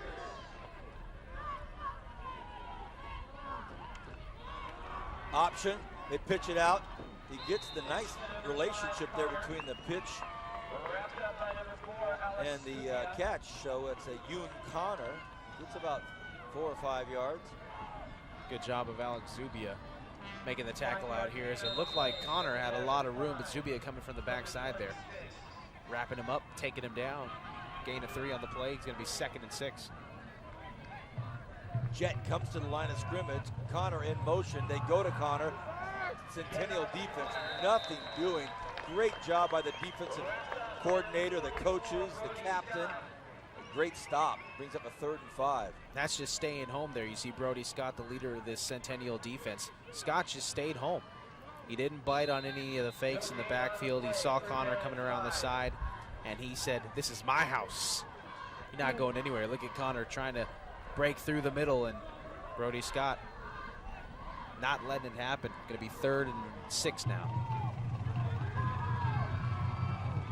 Broussard fakes double handoff. Broussard goes to his right. He wants to let it fly. Overthrows his receiver. That'll bring up a 4th and 5. And Brian, I know you wanted to make a point earlier about what Matt was saying right before that play.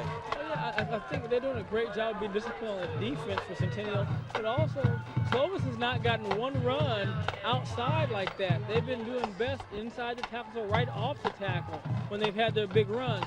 So I just think that Clovis needs to stick with that. Union has some good runs, but when they try to pass, they've been just way off in their passing game.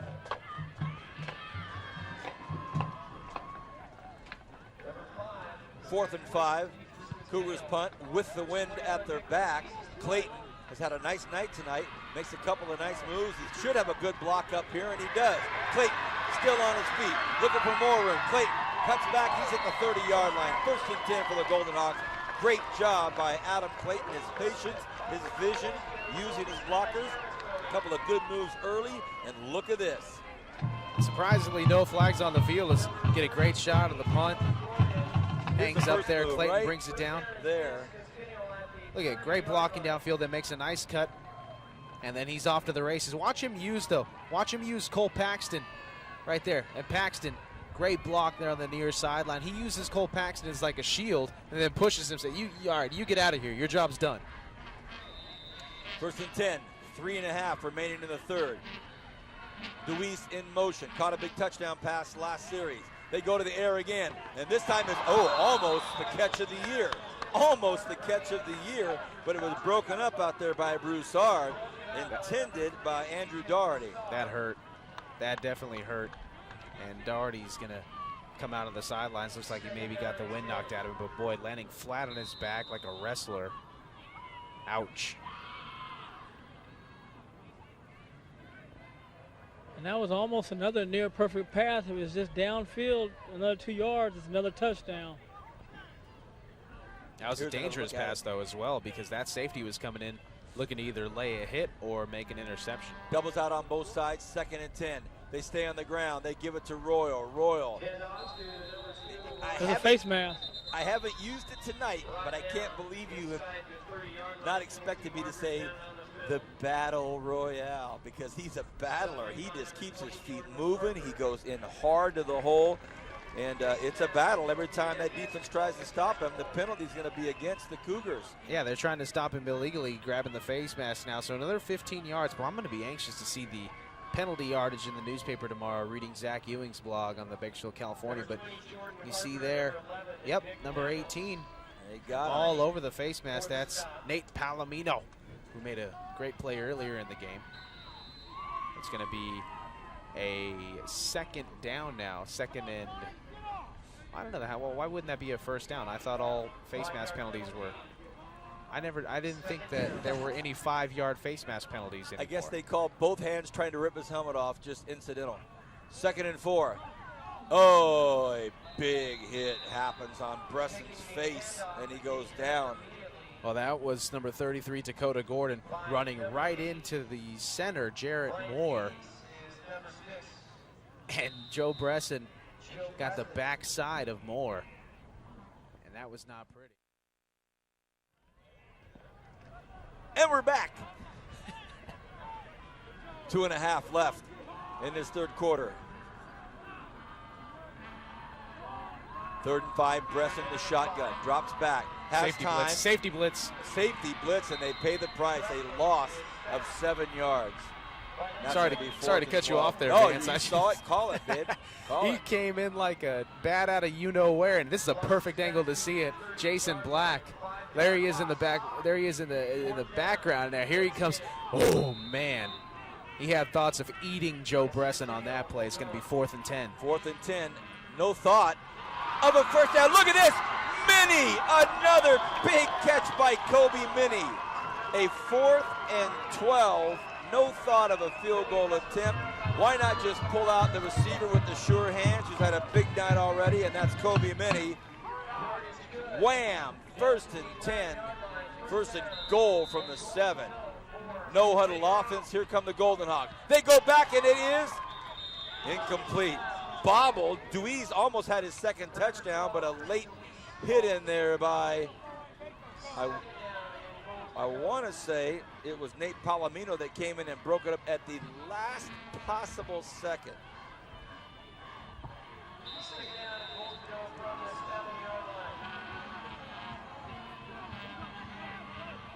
Royal runs into a pile. Too bad he just didn't kick it out to the left. Had some room. So about $1:35 left to go here in the third quarter. Centennial down in Clovis territory again. Joe Bresson. That was a beautiful pass there. What a gutsy call by Nixon on 4th and 10. Going straight to his receiver, Minnie. Picking up the first down. Now it's 3rd and goal from the 7-yard line. Minnie and Clayton over to the right side. A power right formation. Bresson wants to go somewhere. Takes a look. He'll throw it up, and it is. It's going to be caught. Is it caught? Yeah, at the 1-yard line. It's definitely a catch. Michael Martins with a great catch. Tippy toes over there at the 1-inch line. I mean, you only need 1 foot down in high school, but he got both down just for good measure. Going to bring up a much more manageable fourth and goal. And at this point, you have an 8-point lead. You're going to go for it on 4th down. Oh, what a nice play. Of course, you know me, I would recommend kicking a field goal in this situation, putting yourself up by 11, making it a 2-possession game, but Brian Nixon opted to go for it. And now he's going to think it over. Now they call the time, and he wants to go out and talk about it for a moment. So with 1:08 remaining here in the third quarter, the Golden Hawks lead 15-7 over a very good Clovis Cougar team, and now the coaching staff will kind of talk about it, see what they can come up with. Coach Nixon wants to get all of the minds together there, players and coaches alike, and kind of have a quick chit-chat. Brian, I wanted to mention to you that our color commentator for Renegade Radio, Dr. Kirk Boyer, wanted me to say hello to you. That's my guy right there. Tell Kirk I said hello tomorrow. Tomorrow night, he and I and Tim Wheeler will be up in the booth for Renegade Radio at Antelope Valley College. Nice to know that Matt's going to be there on the sideline working with the kickers and the punters, so it'll be a family affair. We're all going to be there tomorrow night, but myself, Kirk Boyer, and Tim Wheeler. And I'll tell Kirk you said hello, Brian. I tell him he had the best job in high school sports. He had Liberty Golf for, I don't know if he's still coaching Liberty Golf. Oh, yeah. But that's the best job. He gets River Lakes Golf. What are you saying? It's a kickback gig? That's my retirement job. That's what I'm looking for one day. Exactly. I'm going to go back and coach the Arvin Bears and play Sycamore 5 days a week. 4th and goal from the 1. Sycamore's not a bad course, man. With $1:08 remaining here. 3 backs behind Bresson. They tried to jam it in. I don't know if they did it, and that's what I thought. Going back 5 yards. After all that, it's a penalty. And here comes the field goal unit. And Bresson started some activity before he had the football in his hand. He's just a little eager. Just wanted to get a jump on that Clovis defense, and he wanted to be the man with the glory. Unfortunately, it's going to rest on the foot of their kicker now. Well, unfortunately, I'm sure for Bresson, but Chris DeWeese has a chance to add to his total. He's already got 13 points on the night, trying to make it 16. 15-yarder, 22-yarder. Snap, hold, kick, it's up, and it is no good. Uh-oh. So after all of that, with a minute left in the third quarter, the Golden Hawks, a roller coaster possession after a punt return from Clayton back to the 37. It got marched back 4 times to the 35. A couple of big plays brings them, a couple of big plays to Minnie brings them back up within a goal line, and it's pushed off to the right. So no good. That's hard to miss from there. That's difficult. That's a difficult situation, you know, to go all the way down the field. From there? Exactly. It's hard to miss. You're a kicker by trade. He's a real football player by trade. Fair enough. Hey, I got a scholarship for what I did. 1st and 10 and a 11-yard run right off the line of scrimmage.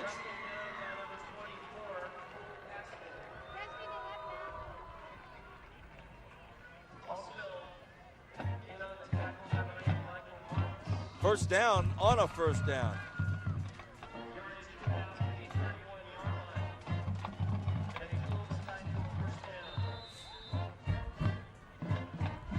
Well, let's see how the Centennial defense responds now as They have Clovis backed into a corner, but unfortunately the momentum's on Clovis' side now with that missed field goal. Another nice run out there by Broussard. So Broussard doing some damage. So 2 plays in a row, 19 total yards. But wait a minute, Brian. Are you suggesting that Centennial doesn't have a kicker out of all the soccer players they have here, out of all the kicking, the good kickers they had last year, of all the good kickers around this? Sometimes the well is dry. But what about, there's plenty of good kickers here in the Kern County area. If the guy playing 2 ways is kicking the ball, that tells you they're kicker deficient this year. First down, nice big run out there. And I'll tell you what, as we're chit-chatting, as Ewan Connor picks up another first down, there's 3 runs, 2 first downs, and they're really doing it. As they move the chains, that will end the 3rd quarter. 15-7, Centennial leads. Back in a moment with the 4th. What a nice football game here on Bright House Network, Bakersfield.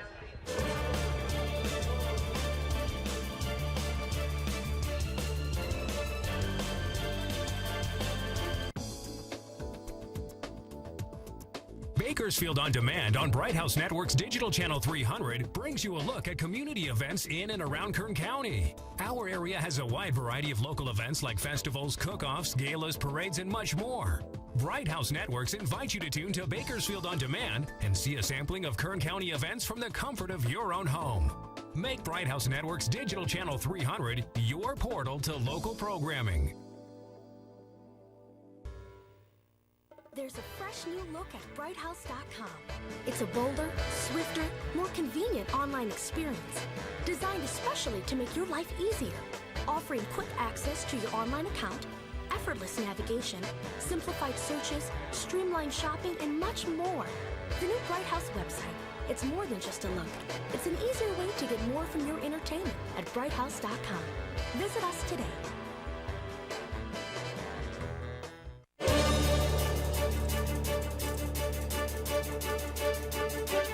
Welcome back to the 4th quarter, everybody. Vance Palm alongside Matt Alvarez, Brian Adams down on the grass as we begin the 4th quarter. The Golden Hawks have an 8-point lead over Clovis as the last moon of summer creeps up over Bear Mountain and smiles down on the southern San Joaquin Valley. A nice golden 3-quarter moon. Last one we'll see of the summer, 2011. Keeper. Broussard keeps it around the right side. Nice hit, nice wrap-up tackle out there by Zach Clayton.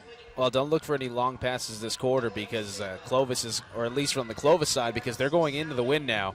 How heavy is the wind down there, Brian, on the field? It's not existing all of a sudden. You can see the flagpole right there. The flag's hanging straight down, so the wind died down the last few minutes. So they should be all right to throw the ball.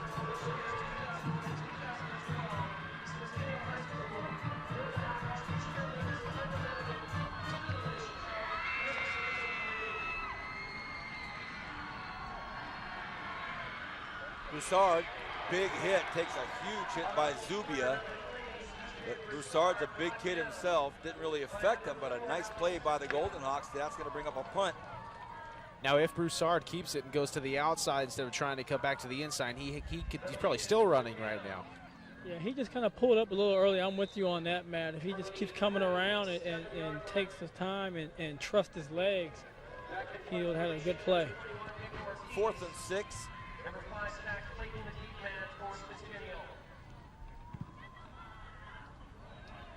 Clayton, fair catch. That's a rarity tonight. Clayton's been running back everything that comes his way, but a controlled fair catch, and that brings it to a 1st and 10 from the 23-yard line. You may be thinking, where will you guys be next week? And there's a look at the last moon of summer for 2011. Nice shot, fellas. Looks great. We don't know where we're going to be. Let things kind of shake out tonight.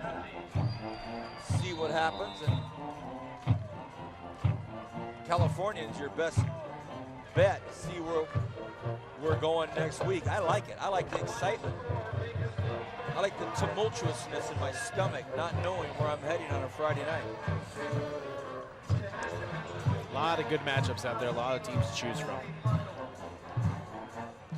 Great song, Centennial band's playing. Reminds me of the BC Pep Band from the late 90s.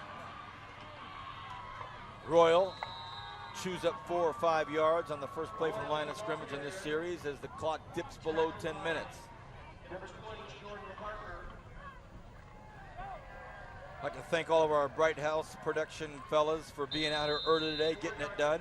Down on the grass, holding that camera, working it. Tony Ambrust, Carlos Anguiano, Kevin Willie's up in the tower with us. Who's over in the other scissor lift down there on the south side? Mark is down there on the south side. A dual directorship tonight between Zachary Flores, the Godfather, and Bernie Johnson, as we see a big defensive effort there by the Cougars, namely Jeff Ketan. I don't know how long the Centennial defense is going to be able to hold the Clovis offense, because 7 points on the board for a Clovis team. I mean, even though they only scored 7 last week, that's 14 points in 2 games. You've got to think that Clovis is going to come out of the cage here, Brian. Well, you know, man, I think they're offensively challenged, and I think one of the reasons why they don't have the actual speed to hit the ends on the running game. They're decent up the middle, but their passing game is just off. Balls are going over receivers' heads. The timing's off on the routes. They just don't seem like, you know, they're a precision passing team, which you have to be if you're going to run those little short routes, those quick hitters. And I don't think they just have a passing game to match their defense. And until they get that, I don't think they're going to be a legitimate team as a threat, you know, when you get to playoff. Well, even a legitimate threat in their conference, going against Clovis West and Clovis East and Buchanan, I believe, is in that conference. That's a heck of a conference to not have any type of offensive threats, to not be putting up points on the board week in and week out. Well, I agree with you. You know, and to be a champion, if you want to win it, even if you have a great defense, there's going to be some week you have to put some points on the board, you know, and until they get that done, I think they're going to be a great defensive team. You know, you've seen time after time they've stopped Centennial, but I just don't think they have the offensive prowess to score enough points to be a threat. Well, they had to take a timeout. A lot of confusion on the near side here, Vance. Kobe Minnie was making sure that Ray Grijalva was where he was supposed to be, and it got so close to the play clock, and they were doing it right in front of their head coach. Coach Nixon said, timeout, timeout, timeout.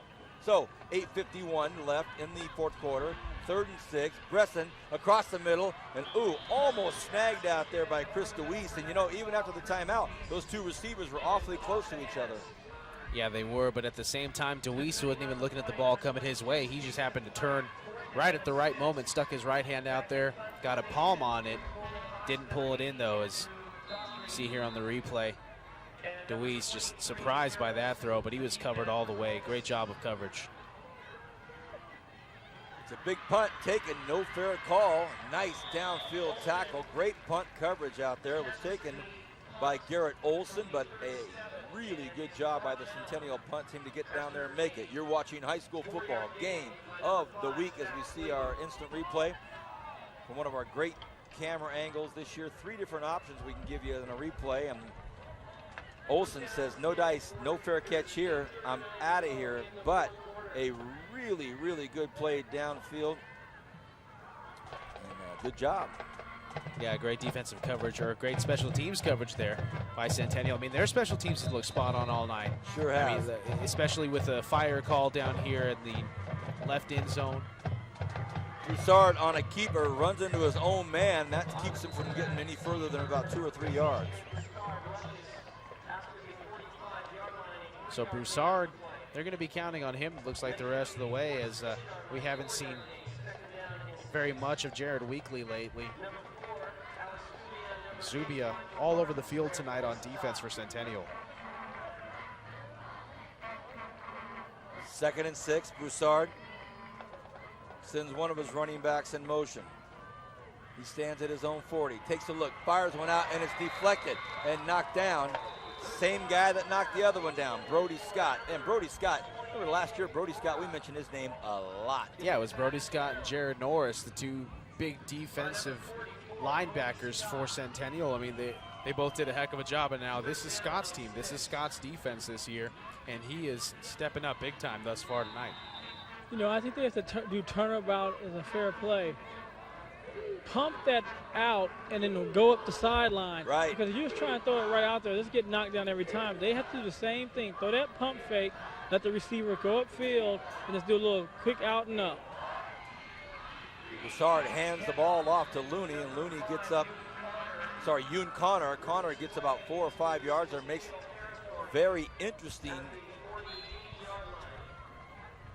fourth and a short distance, but it's at midfield. I think they're going to measure, Vance. Let's see here. I don't think they got it, but, you know, with 7:54, Matt, they're at midfield.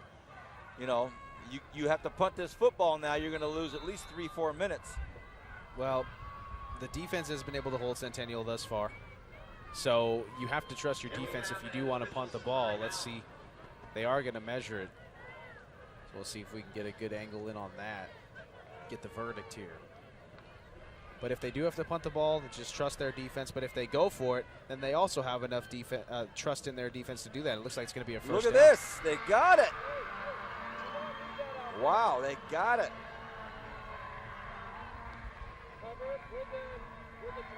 New life for the Cougars here at midfield. Boy, when was the last time they got a first down? Yeah, you know what? You took the thought right out of my brain, or vice versa. I was just thinking, man, they have not had a first down in a while. You see Rich Hammond calling out the plays there on the sideline with the pink playbook. 1st and 10.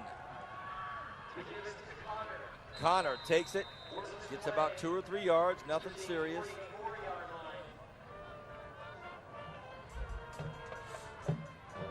Well, time is clicking down here. If I were Clovis, I'd definitely pick up the pace because their offense hasn't produced much tonight.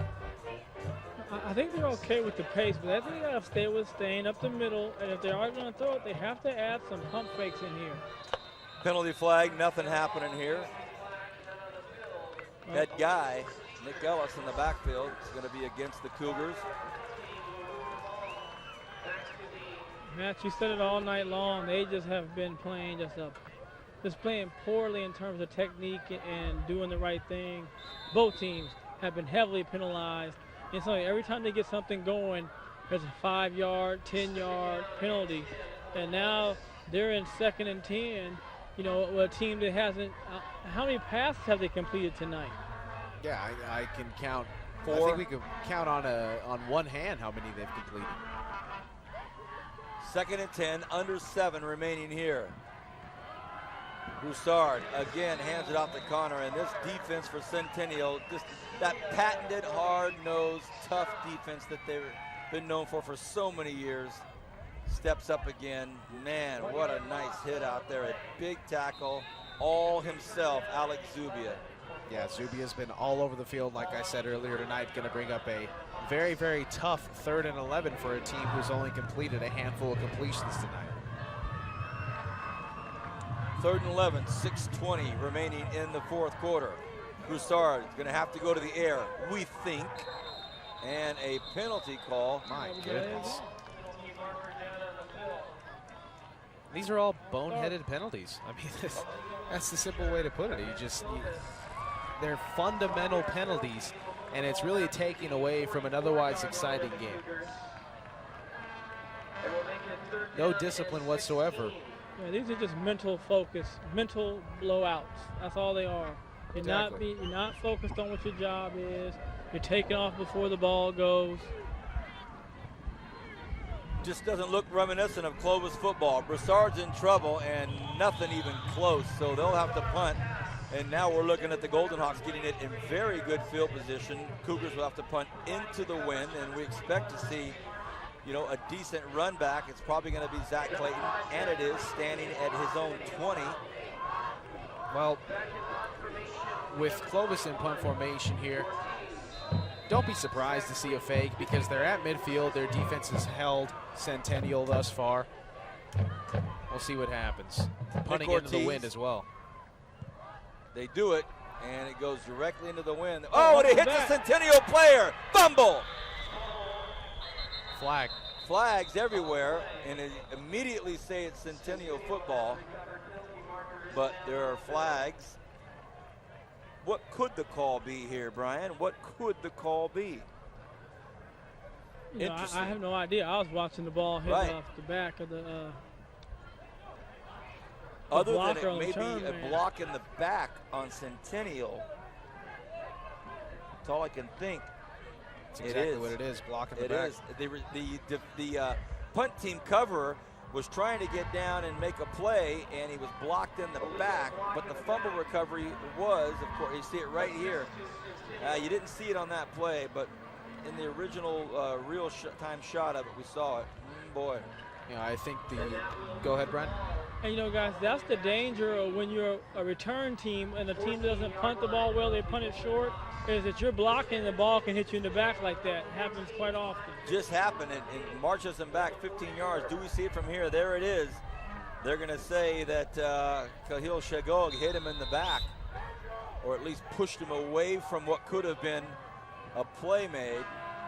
1st and 10, 5:51. I formation. They give it to Royal. He puts it back to the line of scrimmage, maybe.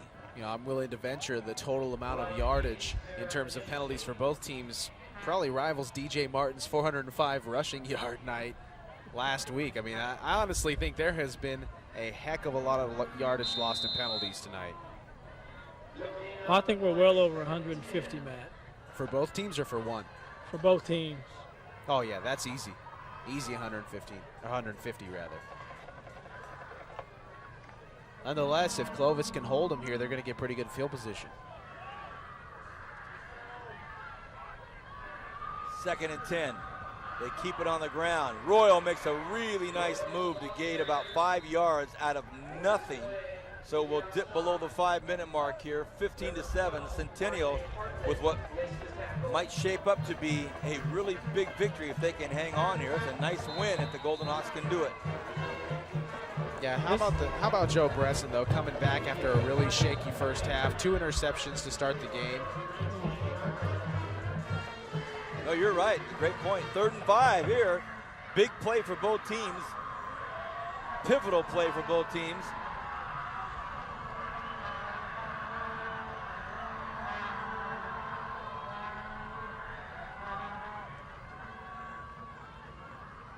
They go to Royal. Royal makes 1 good move, 2 good moves. He's still on his feet. Huge first down. Royal up to midfield. They can't bring him down. Flag on the play. Seems to be a flag on every play now. Well, that's in the area of a face mask, I would think. And it looked like man who was trying to tackle Royal, Bobby Grijalvo, went up high. I don't know why you would ever try to tackle a person above their neck. Here's your 15, Matt. Wow. Let's take a look. Oh, you see Royal, a sweep off to the left side. He gets some great blocks out there, but then a lot of that he does on his own. Breaks the tackle, weight room, as we say. And maybe you'll be able to see the face mask here. You see Grijalva, yep, jumps up there, grabs the face mask.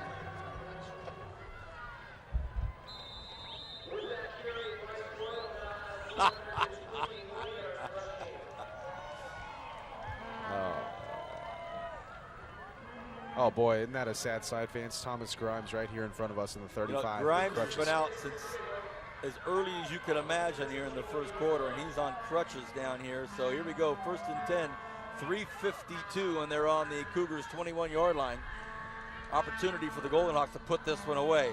They go to Royal. Now all of a sudden looks like the Cougars are on roller skates. Yeah, they would have had a good field position if they would have kept Centennial down in their own zone on a long 3rd down play, but Centennial not to be denied. They can close this game out right here if they put it in the end zone, or if they even kick a field goal at this point, because it'll make it a 2-possession game.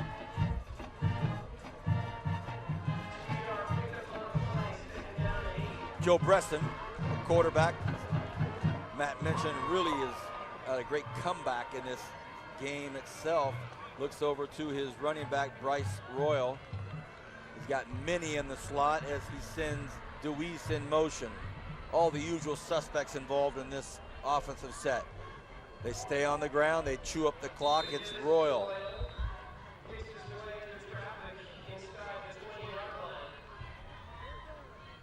Well, they're chewing the clock up as looks like Clovis has 2 timeouts left. 2:38 left to go here in the game, or at least in regulation, because crazier things have happened, Vance.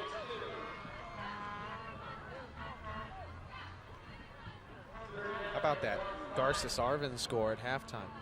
13-7. 13-7. Haven't heard any score lately. Here we go. We're going to dip below 2 minutes here after this play. So you're talking about Coach Hammond really letting it roll here. He's got 2 timeouts, but Bresson just kind of falls down, and it'll bring up a 4th and 3. And now, as Brian so eloquently put it, you have a two-way player as a kicker, so I don't think you go for the field goal attempt here unless you're absolutely 100% sure that your boy can make it, because he has an 8-point lead right now, and that would be roughly where they at this 15-yard line. That's a 32-yard field goal. Well, I think, too, Nixon has the satisfaction knowing that they're not passing the ball well. So for them to go to almost, 85 yards or 80 yards to get a touchdown with no passing game, I feel good about that, too. If we go for it on 4th and we don't get it, or if we try to field goal, we don't get it. I have enough, confidence in my defense that we can close this game out. They only have 1 timeout left under 2 minutes. I would take those chances. So it begs the question, isn't this the perfect time to see if you've got a field goal game?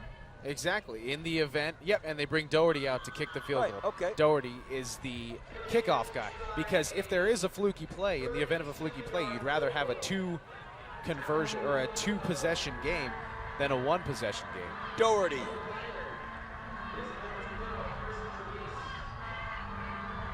A 34-yard attempt to make it a 2-score game. A lot of noise coming from the Clovis side. Let's see what happens. The high snap, the hold, the kick. It's up, and it is no good. Wide right. Had a good leg on it, but wide right. So it remains a 1-possession game. Clovis will get possession on the 20-yard line.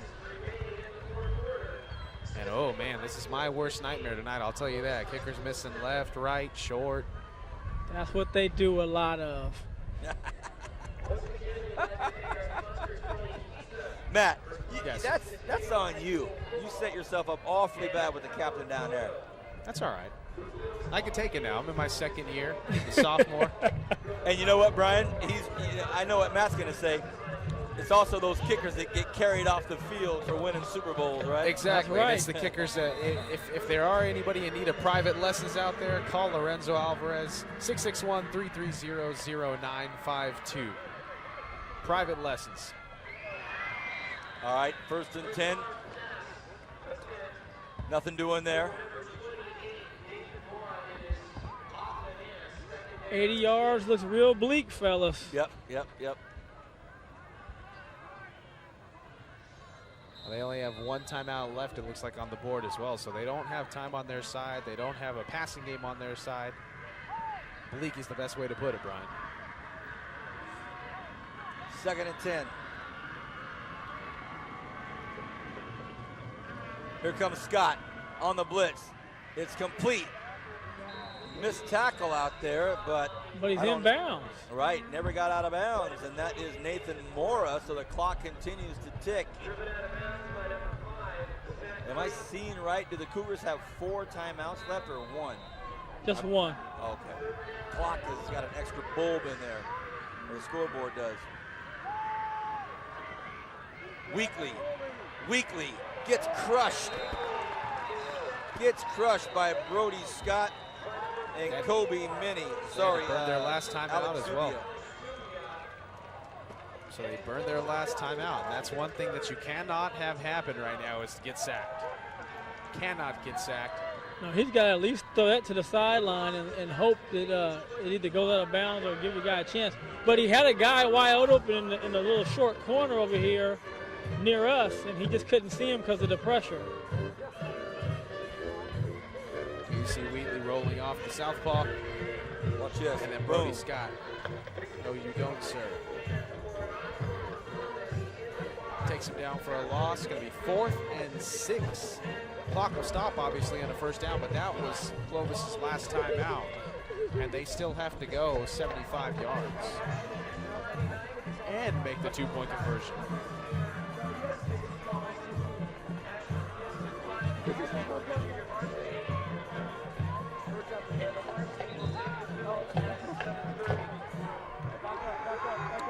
All right, 4th and 6. That's pretty much it right here. 1:19 remaining in the 4th quarter.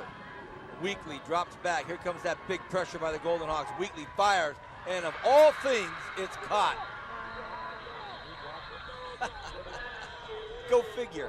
Wow, that's a great catch. Great job of concentration out there by Nathan Mora, the 5'8", 150-pound junior. You see Wheatley, he has great protection. I mean, he has all the time in the world. He fires a bullet out there to Mora. Biggest catch of the night by far. Biggest completion of the night by far. And he dropped it after he hit the ground. That's why the Centennial Golden Hawks were complaining about a drop pass. Clock ticks. Weekly in trouble. Weekly in big trouble. And they're going to say incomplete pass so that his hand was in motion. His arm was in motion is what they're going to say. Again, big pressure. Boy, Brody Scott all over Wheatley. And it looks like Wheatley's a little bit banged up there. Looking at his right arm. Oh, that's where his play calling card is. He dropped it. That did stop the clock, though. It's better than a sack. Weekly fires up a bomb, has a man open. It's caught! It's caught! Touchdown! Crazier things have happened, Vance. Boy, oh boy. Talk about a defensive breakdown of defensive breakdowns. When you could least afford it, with no timeouts, with all the odds against you. You can't worry about the ball being caught in front of you. Only thing that can hurt you is going behind you. You got to keep everything in front of you and make a play. They have to go for 2, though, guys. Remember this. Well, this is pretty much lined up at the Wildcat. The most unexpected inning. Looked like it was all said and done, and now, of course, Centennial's coaching staff's going to say, hold it. We're not going to rush into this deal. We're not rushing into this deal. Goodness gracious. The most improbable finish. On a 4th and 7, they get the first down, and then out of nowhere, a quarterback that has struggled all night long launches one up, and it just falls right into the hands of the wide open Nathan Mora, and Mora beelines it to the end zone. And I'm going to tell you the other thing you have to do if you're the defensive back. When you see him going by him, you got to tackle him. Take your 15-yard penalty. Exactly. You don't try to play the ball in the air at that point. And I mean, for a team that is as heralded as Centennial, that had the year they had last year, for a team that has been at the top of their game, that's inexcusable. That's absolutely inexcusable for Centennial's defense to give up a touchdown like that. Oh, boy. 48 seconds left on the clock. Obviously, no time's going to run off on the 2-point conversion attempt here, but they are in the Wildcat. And Roderick Arms is going to be the one taking the snap. All right. Here it is. Everybody's up and at him. Centennial thought this deal was pretty much over. At least the fans did. And now they're going to go. Do they get outside? Can he get outside? We're going to overtime. Well, not so fast, Vance. Oh, not so fast, my friend. Still 48 seconds left, my man. Roderick Arms runs it in, and we are tied up at 15. Now, that's the offense I thought they should have ran a lot more of, guys, in the game, is their Wildcat. So that's been the greatest success so far tonight in terms of production per play. What a great job there by Roderick Arms. Holding the ball in his wrong hand, but still able to make it into the end zone. 15 all. Who'd have thunk it?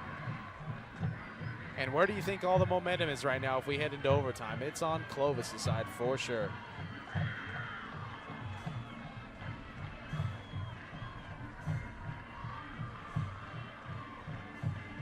You know, I'm thinking about Centennial had to be in a man-to-man defense because there wasn't even a safety over there at that point.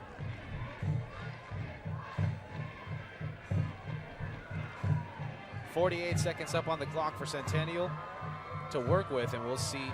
They're going with the win, though, so, I mean, if they did need to try another field goal, they're 0 for 2 on the night. We get another look at the touchdown pass. Brian mentioned a safety not being over the top. Plenty of time there for Weekly steps up into the pocket and just fires a bullet. And you're right. There was no safety over the top. Just a total blown coverage there by Centennial.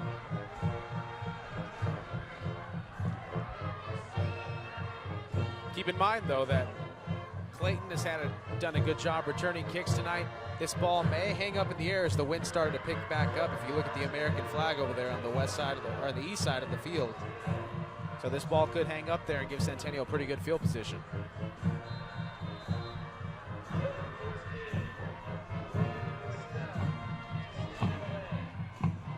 Goes deep. It's going to be taken by Royal. Royal looking for some room. Big hits going on. Royal cuts up the middle. Royal with a big play.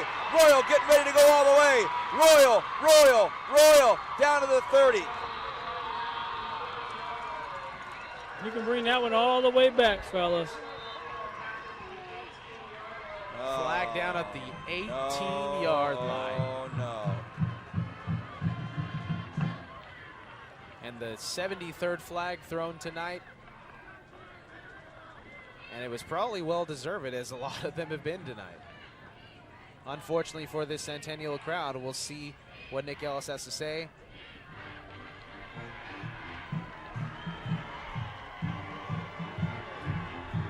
Coach Nixon really letting this official hear it here. He is not happy, and Nick Ellis trying to raise. He's asking what happened on the play. Oh, okay. Just inquiring, I guess. Wow, that Centennial crowd was up. They were crazy. They were wild, all for not coming back.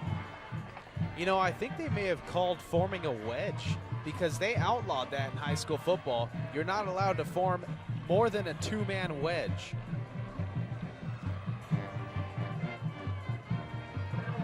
And let's see if Centennial did. You see, it was a great kickoff.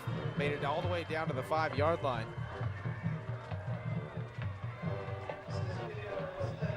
Let's see.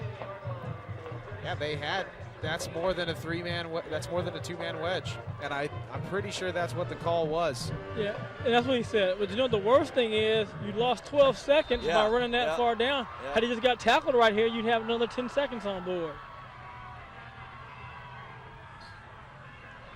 They're going to keep it on the ground. Royal again cuts upfield, and I think now everybody's just accepted the fact that they're going to go into OT here and not take any chances back here.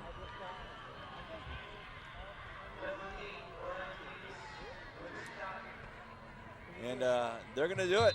They're going to let this thing go into overtime. So 15-15 is the score, and this thing was pretty much all but wrapped up.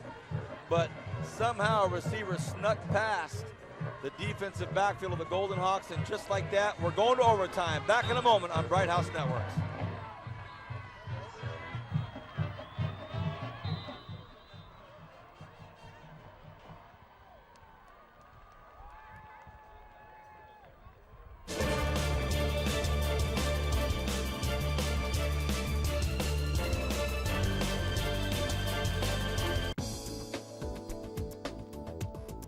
Bakersfield On Demand on Bright House Network's Digital Channel 300 brings you a look at community events in and around Kern County. Our area has a wide variety of local events like festivals, cook-offs, galas, parades, and much more.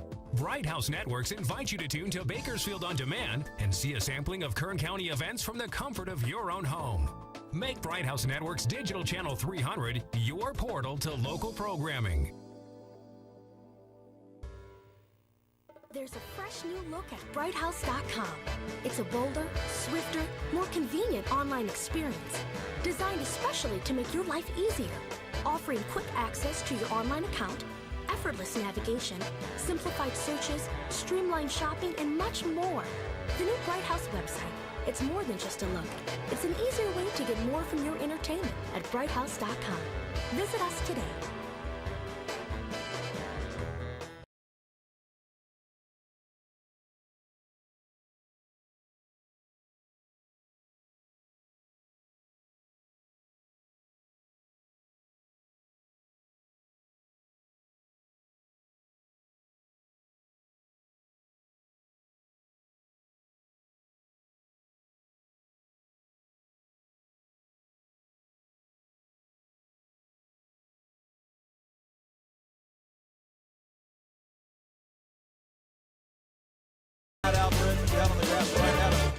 believe this right here.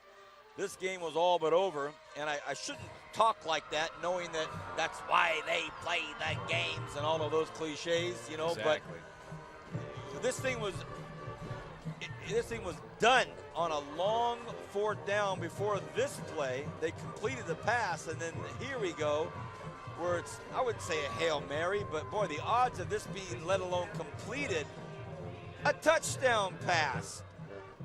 Wow, and he skips into the end zone. Clayton can't catch him, and then as Brian said, you know, the two-point conversion is a slice of pie they should have been eating all night with the big running back, take it in the Wildcat formation and marching it in. We're tied up.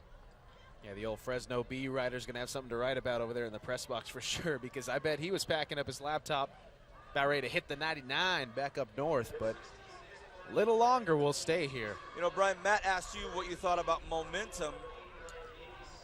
I mean, you never really know because Clovis had zero momentum for 3 quarters of this football game, so it's not as if they've, you know, had this 8, 9, 10-minute drive that marched them into the end zone. It was a crazy play at the end of the game that got him in. Centennial has to feel confident that, all right, bad play for us on defense, but we've been playing really well all night. You think they still might feel pretty confident, Centennial? Well, I think they do, Vance. I think they know that they've played well for the most part tonight. And, hey, one play beat us. But the thing about it is give Clovis credit. They adjusted to the blitzing from Centennial, moved the pocket out to the right, gave the quarterback some time, one-on-one coverage, and they got a touchdown. Matt, walk us through the overtime rules here. Well, the overtime rules are same as college. You start from the 25-yard line, and each team will get a chance to score. So let's see who won the toss. Looks like Centennial's defense is headed out there, so Centennial won the toss. They elected to go on defense first, So and here's Clovis. the 4th and 6, Matt. Sorry to cut you off. Here's the play that kept it alive. You know, Weekly, who hasn't had a good night, makes this big completion here on a 4th and 6, and from there we think, okay, they got the first down. All right, we'll kind of, you know, just kind of drain this thing out to the very end. And then just when you think, hey, this is not going to happen, they're throwing into the wind, and it happens. So here we go. So Centennial started on defense here, and Clovis has the option because they lost the toss. They have the option of which way to go, and they're going to go with the wind. Sure. With 25 yards to go, not as big of an issue as if you're trying to go 80 yards.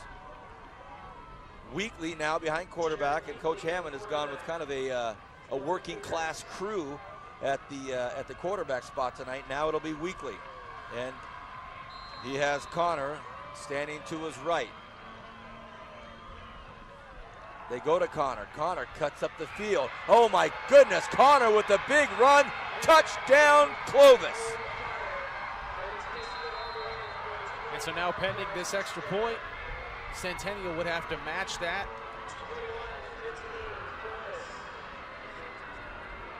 So the PAT still in play. It's 21-15. They still need to snap it, hold it, and put it through, or and run this a is 2-point. not a gimme, guys, with the kicking game tonight. Right. So I guess that answers the question of momentum right there. Uh-oh, they need another guy, and there goes their timeout. So Only one timeout. One timeout each team. And they burn it, and here comes that replay of Yoon Connor, and his first name is spelled Y-O-O-N. Yoon Connor. He makes one beautiful cut right there, and then he says, up, I'm out. Has some good downfield blocking by Logan Pasal, and he's in. Yeah, great blocking as well by his fullback, Eric Jett. Jett has been the unheralded hero of this Clovis team tonight. He has been opening up holes like crazy, and he allows Yoon Connor to go in untouched for the touchdown. Personnel issues, though, on the field goal attempt, or the extra point attempt, rather, for Clovis.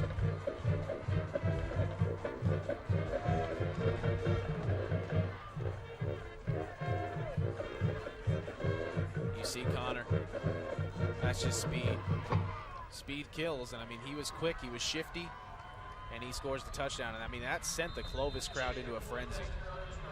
All right, Jacob Poindexter, the snap, the hold, the kick, and it is up and right through, so not a doubt. So, bam! Clovis scores. Well, Centennial will have a chance to match it on the other end of the field now.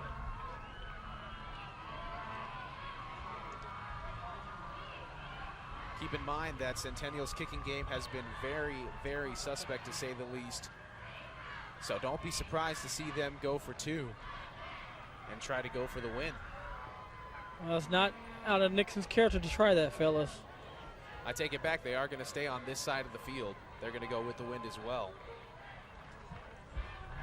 But that's why you play defense first, because you like to know what your opponent does, and you like to know what you have to do. All right, here we go. First of 4 plays to at least get a first down. Bresson tosses it, and it is caught at the 9-yard line. At the 12, and knocked out of bounds.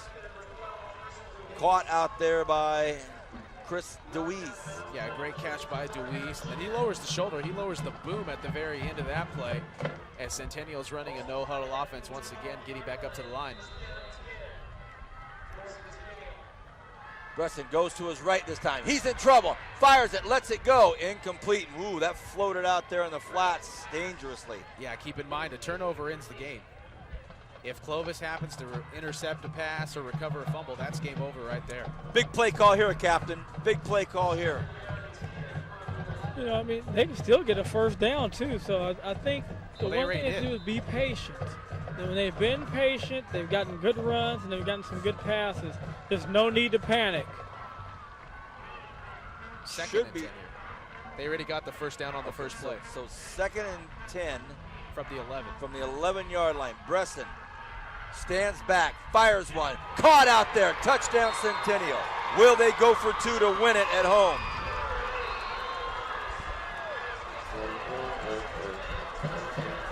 Will they go for two to win it at home, or try to put it through the uprights? I think he's going to put it through and tie it up. Yeah, they've got the tee out there.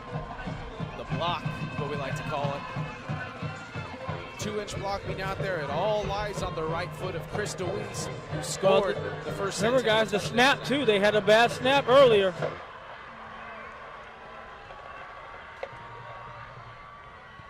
It's up, and it is right through. Tie it up.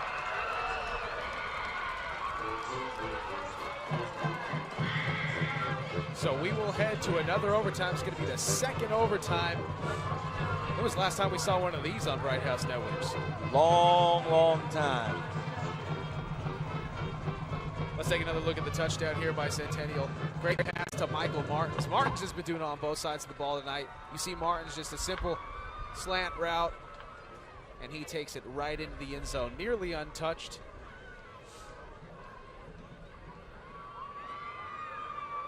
You know, and that's usually one of their bread and butter passes, but tonight they haven't been patient, waiting for it to develop. And that time they let it clear out. He came underneath on that delayed slant. He was wide open. Great play call, great patience. And like you said, what a great rebound right there. If you're talking about quarterback play, as Bresson just has done a great job of rebounding from those first 2 interceptions. So now Centennial will go on offense first, and Clovis will go on defense first. And keep in mind that you do not have to try for the 2-point conversion. You don't have to try for a 2-point conversion until the third overtime, or until after the third overtime, excuse me. If this happens to go longer than 3 overtimes, and the teams are no longer allowed to kick extra points after the touchdown, they have to go for the 2-point conversion. Our first breeze in a long, long time. I would think we haven't had a breeze like this since May. I think we're in the low 70s right now. Yeah, it's pretty chilly. I'm kind of wishing I brought my jacket. Oh, Lord. Uh-oh, Brian. Here he goes. Next week. I'm not going to say anything, Vance. Let's watch this overtime. Hey, next week is going to be in the scarf, the beanie, the whole jacket. Come on. Here we go. Now Centennial. 1st and 10. Bresson in trouble. Thrown for a big loss. And he was hounded out there and thrown down by, well, we don't have his number. It's Palomino. But that is Palomino. Nate Palomino coming on the safety blitz. Oh, it's 18. Thought it was 48. Sorry. Oh, Bresson had no time there. Took the snap, and Palomino already had a full head of steam coming through the offensive line. Takes Bresson down, and this is not where you want to be if you're Centennial. You're already 9 yards in a hole.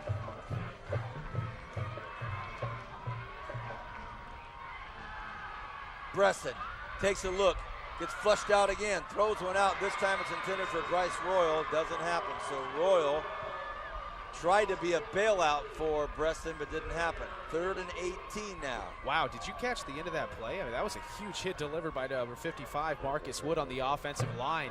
And that was very, very close to what could have been a personal foul.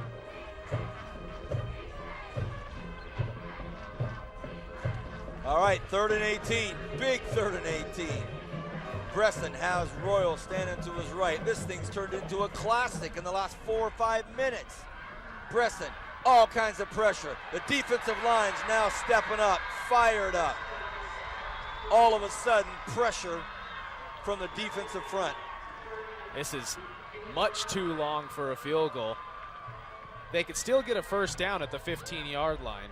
So they don't have to go all the way to the end zone. I mean, they could still run a sharp post over the middle and pick up 18 yards.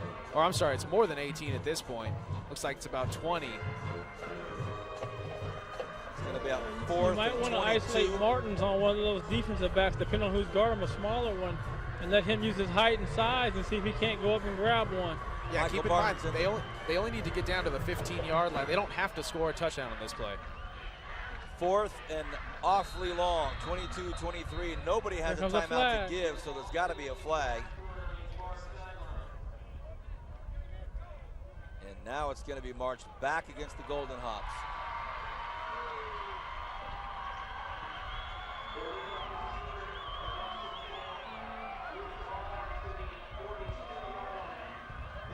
Well, the 5 yards probably doesn't change your play call. You probably got to run something very similar. But look at the difference to Clovis' defense. They're going to play back and keep everything in front. Let's see, Captain. 4th and forever. Bresson throws one. It's incomplete. And now Centennial defense is going to have to do it. Boy, you look over on the other sideline, you see Jacob Poindexter warming up into the net on the far side of the field at the 20-yard line. He is warming up right now. Well, they got to get to about the 10-yard line. He's got a pretty good leg, though. He has a good leg. And he's kicking with the wind, keep in mind. So, okay. Where he's at right now, that'd be a 42-yard field goal. No, and be 42 wide right, and we'd be back there for third overtime. This is what I like about both of you. You're going to defend the kicker. Brian's going to think it from a coaching standpoint. Let's move the chains a little bit. Let's take a couple of plays and see what we get. Oh no, I'm all for moving the chains and getting the wheels in motion here. I'm just saying, if it comes down to a field goal, he has the win with him.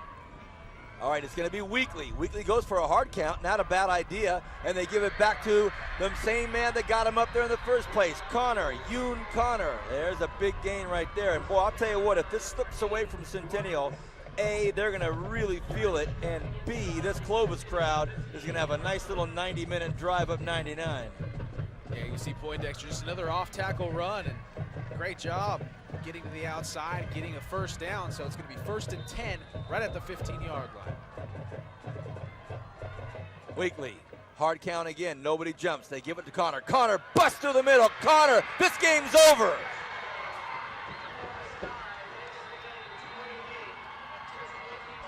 Well, Captain, I guess the momentum never stopped once the Cougars got in on that TD. It's just like a mudslide came downhill, or an avalanche on them, really. You know, they got that big play, and then it just kept going. Thank you, Captain, for your time. Have a good weekend. Matt, your thoughts on this double overtime loss for the Golden Hawks? Wow. I mean, what a heartbreaker, Vance. What a heartbreaker, but just an absolutely inexcusable defensive breakdown at the worst possible time for Centennial allowed for this to happen. So shooting themselves in the foot, penalties on both sides, numerous amounts of penalties, and you see just a great run. Yoon Connor, what a night for him. What a night for Clovis. They escape Centennial with a 28-22 win, Vance. For Brian Adams, Matt Alvarez, for our entire production crew, both of our directors, Bernie Johnson, great to have you back, Bernie. Godfather Zach Flores, good to see you as well. We don't know where we're going next Friday, but boy, I sure hope it matches this game tonight. Have a great weekend. For those of you going to Antelope Valley, we'll see you there for the Renegade game. For those of you listening tomorrow night on 1180, look forward to it. Have a great rest of the weekend. Good night. God bless. What a game.